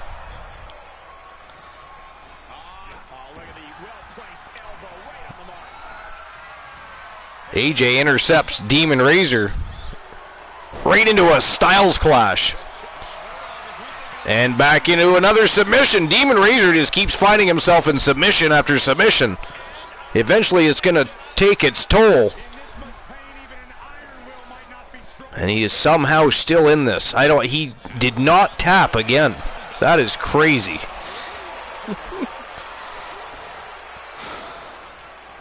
I mean, your average man would have tapped by now. Oh, easily. AJ went for a flying forearm there. Rhodes evades, and look at this, locks him right into another inverted figure 4.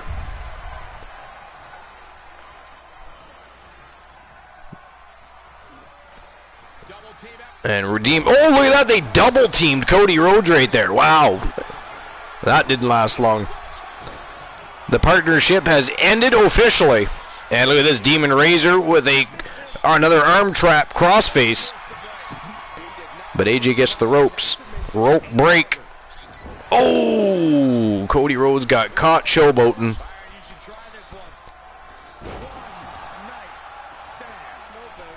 Good Lord.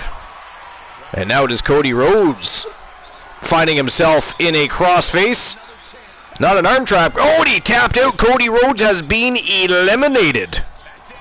It is down to AJ and Demon Razor. Oh, a sensational DDT by the Phenomenal One. Nice shoulder throw. He continues his relentless attack on Demon Razor, though. Scoops him up. And look at that. Oh, my God. He threw him right over the top rope, Glenola. Good Lord. Yep. AJ very slowly getting back up here.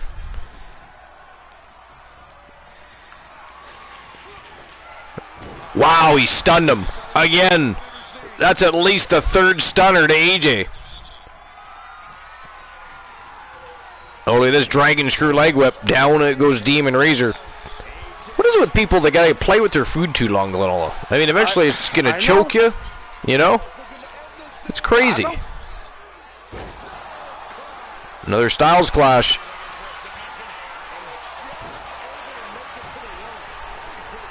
Wow. Ooh, eat defeat.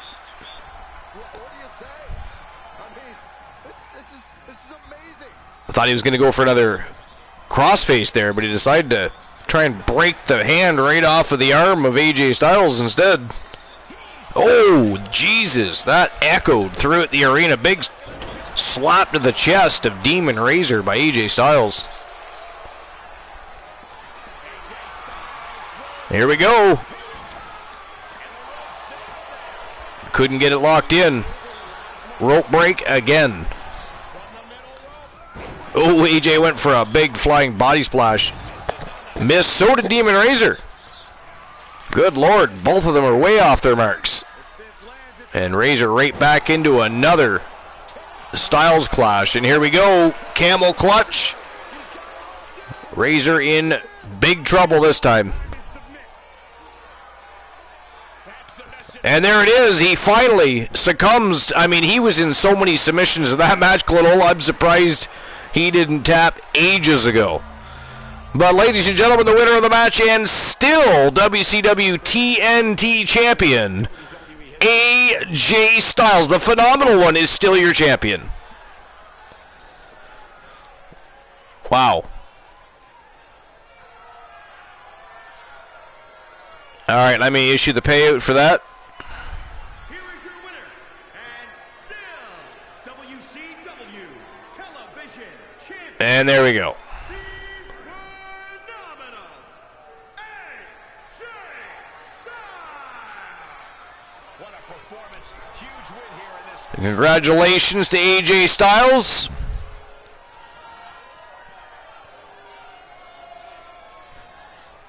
A fantastic co-main event was that Trinado trap. I mean, again, I don't know how Demon Razor even made it as far into that match as he did. A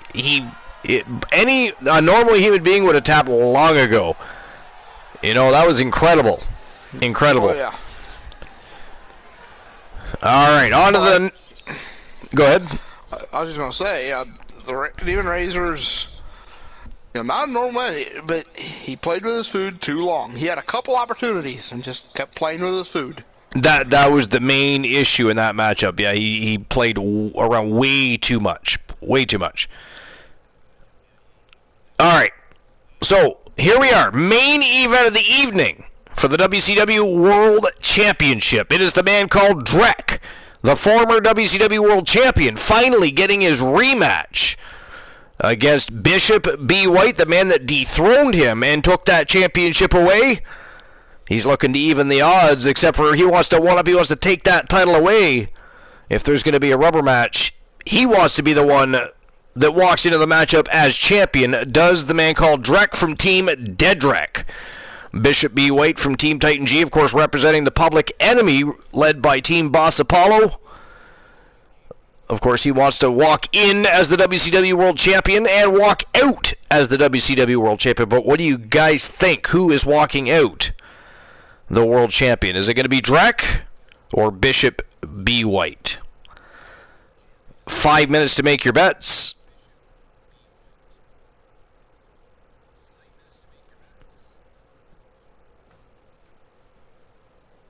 And there we go. Betting lines are open, and it is showtime and go time for the main event of the evening for the WCW World Championship, and this is an Archerverse Lockdown match. Let's go. I'm going with White on this one. You think White's going to retain?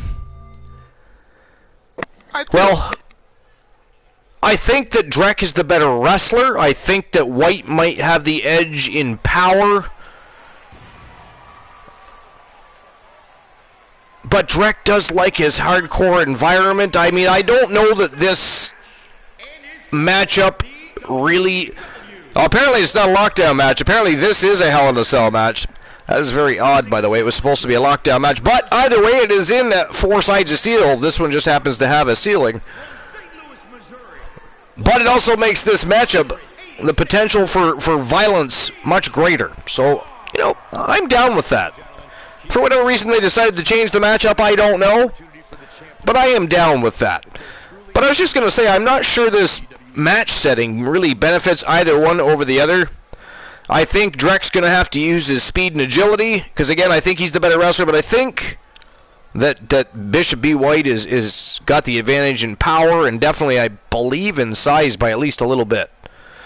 So, I don't know. You could be right, Glanola. I'm going to go with Drek.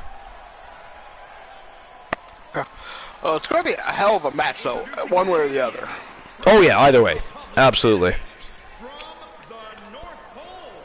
From the North Pole. I had forgotten he was from the North Pole. I wonder if he knows Carino Farmer. I know he's from the Garden of Eden, but when we're talking about, you know, fictional places and weird, you know, different realms, perhaps the man from the North Pole knows the man from the Garden of Eden. I don't know. You never know.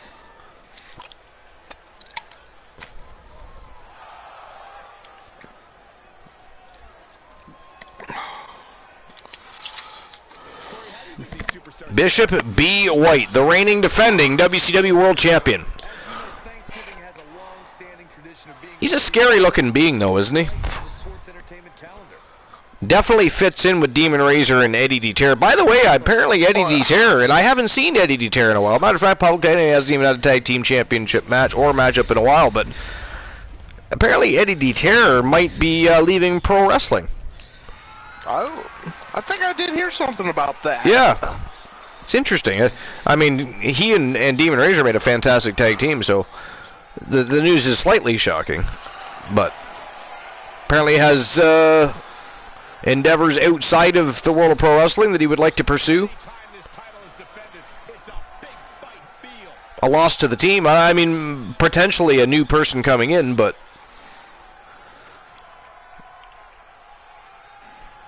Drek, of course, representing the weapons of mass destruction from Team Dogface. Another tremendous faction in the Archerverse. Drek looking to become, once again, the world champion here inside this Hell in a Cell. Wow! Did you see that? Right off the hop. Ducks a big punch, and right into a sit-down powerbomb. Nice short arm clothesline by Drek there. What is he doing? Looking for a toy is the man called Drek. And he found a baseball bat. Bishop B. White, though, tossing him down to the mat. All right, Glanola, who goes through the cage first, do you think? I mean, if we can't necessarily both decide on a clear-cut winner in this one, I'm going to say Drek goes through first. You think Drek goes through the cage first? Okay. I was kind of thinking that. I feel like Bishop B. White already has that, you know, intention, where Drek just wants to beat him up and win. I feel like Bishop B. White wants to utilize that cell.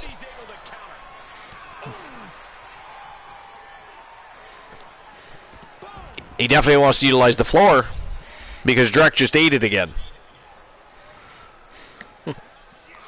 Oh, jawbreaker. Ghastly. Fires right back with a knee to the midsection, does Bishop B. White. Oh, he got tossed right into the steel steps.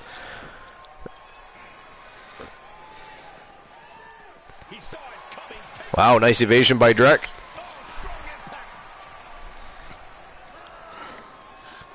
Big European uppercut. Wow, rocked him right against that cell. Drek trying to grab a hold of him. Bishop B. White keeps staggering out of the way. And Returns the favor. Big European uppercut of his own. Rocks Drek against the... Oh! And you were right, Glenola. Bishop B. White threw him face first right through the cell wall. Right through the cell wall went Drek.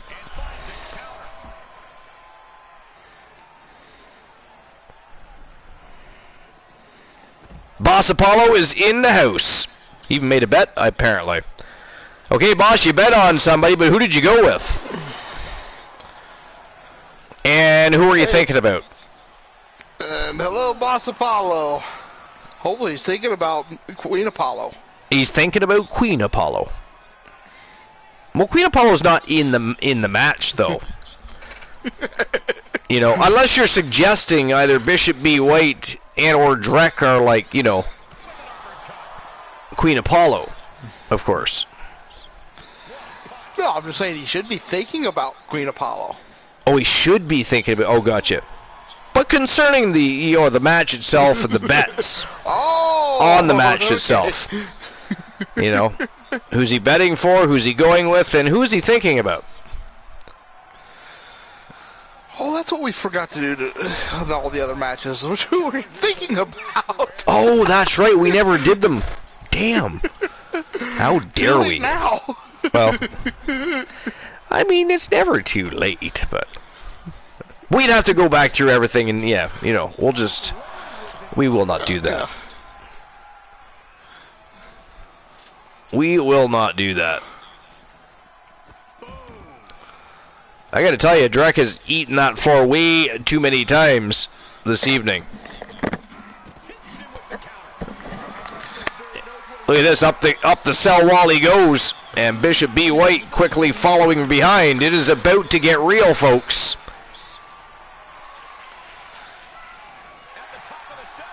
Shit is about to hit the fan on top of the sacred structure.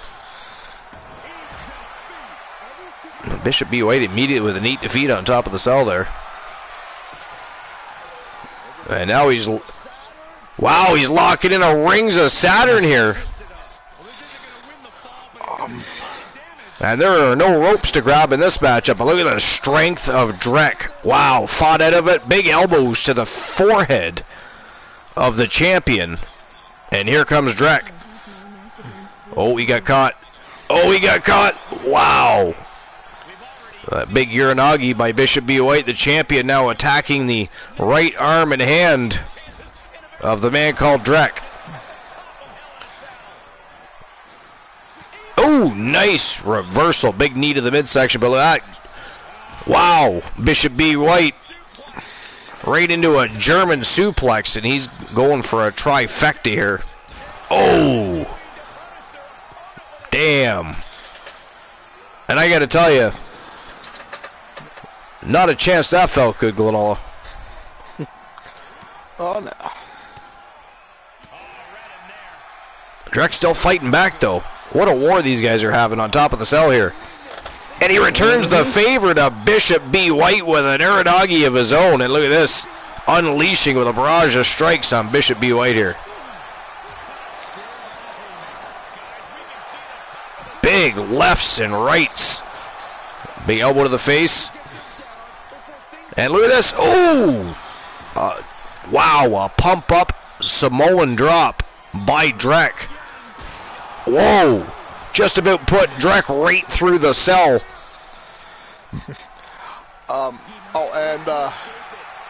Boss Apollo's betting White, but going for Drek. Betting White, but going for... Who are you thinking about, though?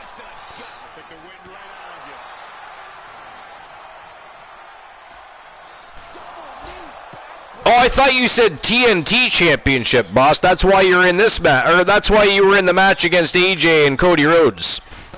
I guess you weren't here for that one, but Demon Razor was in a triple threat Trinado trap match for the WCW TNT Championship. It was Cody Rhodes, Demon Razor, and AJ Styles. It came down to Demon Razor and AJ. But AJ ended up tapping him out. Great match, though. Fantastic match. It was a great match. Yeah, but no, I thought you said TNT Championship on the broadcast that night.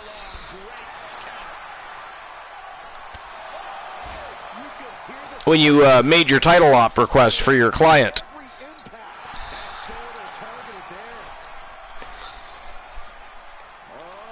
I mean, if I was wrong, I guess we'll have to make sure that you get a match against Regal, except Demon Racer is on Starrcade, and Regal is, well, not. Which is why this match made more sense to me. Which is, well, yeah, well, that, and I thought you actually did say TNT Championship match. So there's that too, but... Oh, hey, Archer, I did just see some news from... Oh, look at that! Drek was tapping out there. Referee clearly didn't see it. Drek got away with one there. Did you see that? Oh, yeah. Oh, he didn't get away with that one, though. That was ghastly. Oh, look at this. Whoa! From a bear hug to an over-the-head belly-to-belly. He almost went off the cage. He did, I know. Earlier, Bishop B. White almost went through it. They busted open the ceiling to the cage. As you can see, there's a panel missing. But luckily enough for Bishop B. White, he didn't end up going through it. But no, Archer, 4 days ago, the Pro Wrestling World on Facebook made a post. Logan Paul has told Triple H he wants to face John Cena at WrestleMania Hollywood.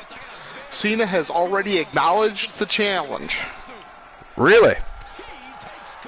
Well, that's interesting. I kind of like that. Yeah. Logan specifically asked he headline night 1 of WrestleMania. April 1st is his birthday. Oh, nice. That'd be a good birthday present. Yeah, you know, that could be a hell of a match. I'm okay with watching John Cena versus Logan Paul. You know, if it was 10 years ago, I wouldn't be. You know, but... Wow, Drek with another over-the-head belly-to-belly to Bishop B. White. Ooh, vicious headbutt right in the face. Good God, this is a war. This is a war. He's got him locked back in a crossface. And there you go, he tapped him out again. Hey, and again, Drek, I mean, the referee, is the referee blind? Does he not like Drek? Wow. I don't know. I don't know what to even say about it.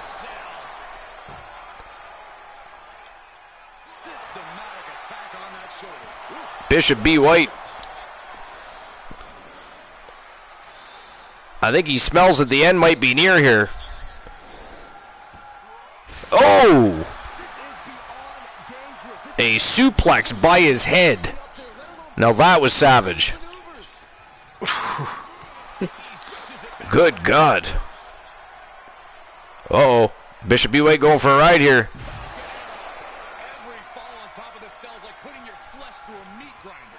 Drek again. Lift up powerbomb. And with some ground and pound, I mean, he is really taking it to Bishop B. White here. The champion is in trouble here.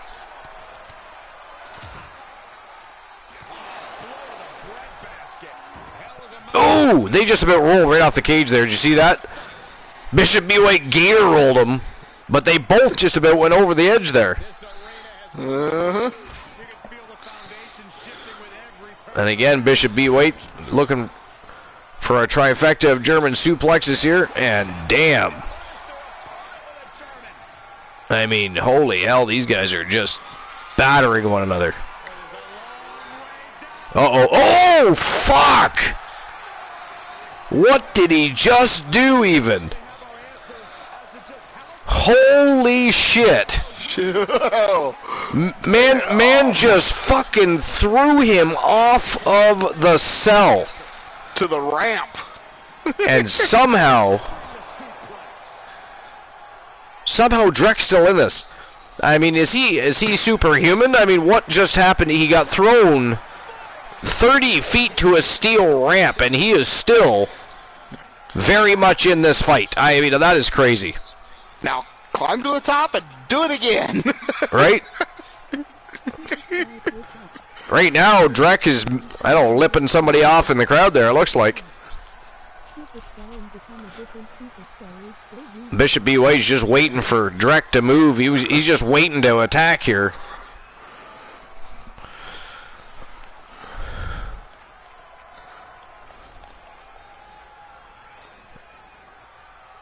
The crowd's pointing back to the gate. They're saying, get the hell back in there and finish this fight. Drek apparently just wants to mouth people off. Looks like the gods might have to intervene slightly here. Ghastly.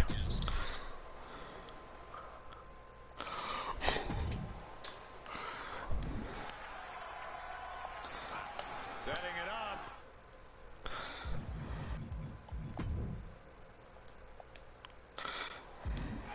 There we go. Ooh.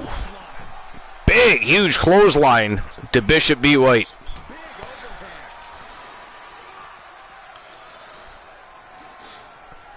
Oh, what are your thoughts on this match so far? Oh, this has been an awesome match. I mean, as far as Hell in a Cell matches go, I mean, I think these guys have put on a hell of a battle tonight. It's been a hell of a fight, even without the Hell in a Cell. As far as one-on-one, because I find a lot of one-on-one cell matches end rather quickly, and these guys have been just going to war. I think really have set the bar of what to expect from 1v1 Hell in a Cell matches at this point. Oh, that was a nice move. Oh, here we go again.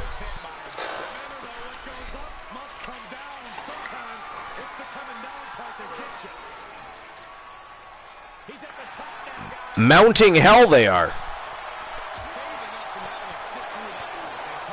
And Bishop B. White unloading. Back comes Drek, though. Man, oh man, these guys are just still constantly struggling for control of this matchup. And again, Drek taps out. And again, the referee apparently does not care that Drek taps out. I've noticed when they're up there on the cage, the ref doesn't pay any attention. Not to the submissions, no. Oh! Bishop B. White just got slammed right off of that beam. And Drek now with a submission of his own, locked in right in the center of the cell here. And now does the champion tapping, but I mean, Drek has tapped how many times? You know what I mean? So at this point, does it matter when somebody taps? I think not. Wow, busted him open with a big friggin', that was a huge headbutt right to the face.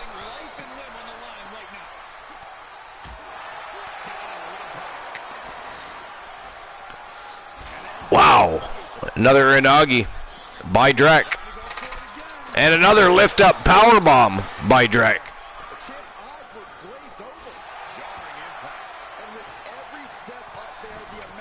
Well, insult to injury, just rubbing the heel of his boot right into the face of Bishop B. White. Look at this, the champion striking back.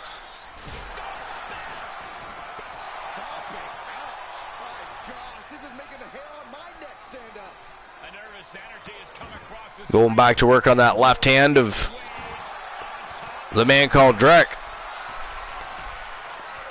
And locking in another submission hold. You think they would have figured out by now that the referee does not apparently care about submissions on top of the cell.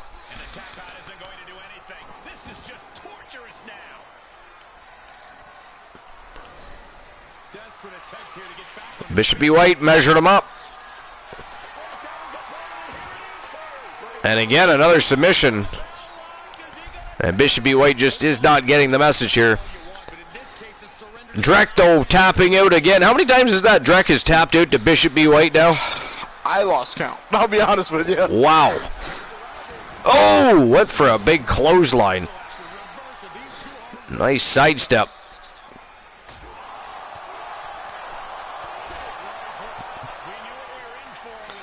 They are really close to the edge of that cell.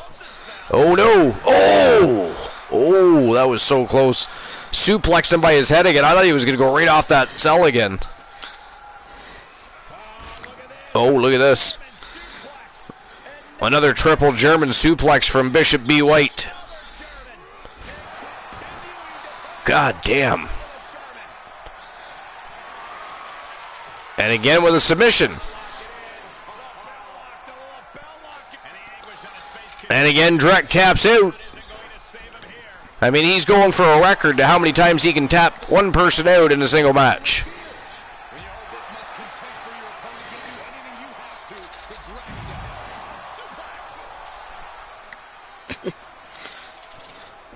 Wow. Hello, Sir Jack the Greatest. Yo, Sir Jack, what's going on, my friend? It has been a hell of a show, yeah. Fantastic matches tonight. Right from the start of the show to the end of the show, bell to bell, each match fantastic. Couldn't ask for a better kickoff to the journey to the second annual Slammiversary here on WCW than tonight. It's just epic. I mean, our lists were not so much epic, you know, but the matches, the show, fantastic. The community, sensational. Oh, I just realized.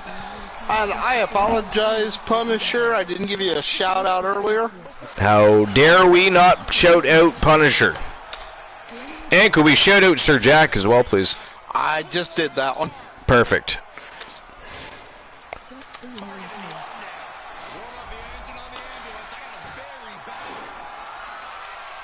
And Bishop B. White again. This time of the ring is a Saturn right in the middle of the cell, but again, the referee not paying attention to submissions on top of the cell.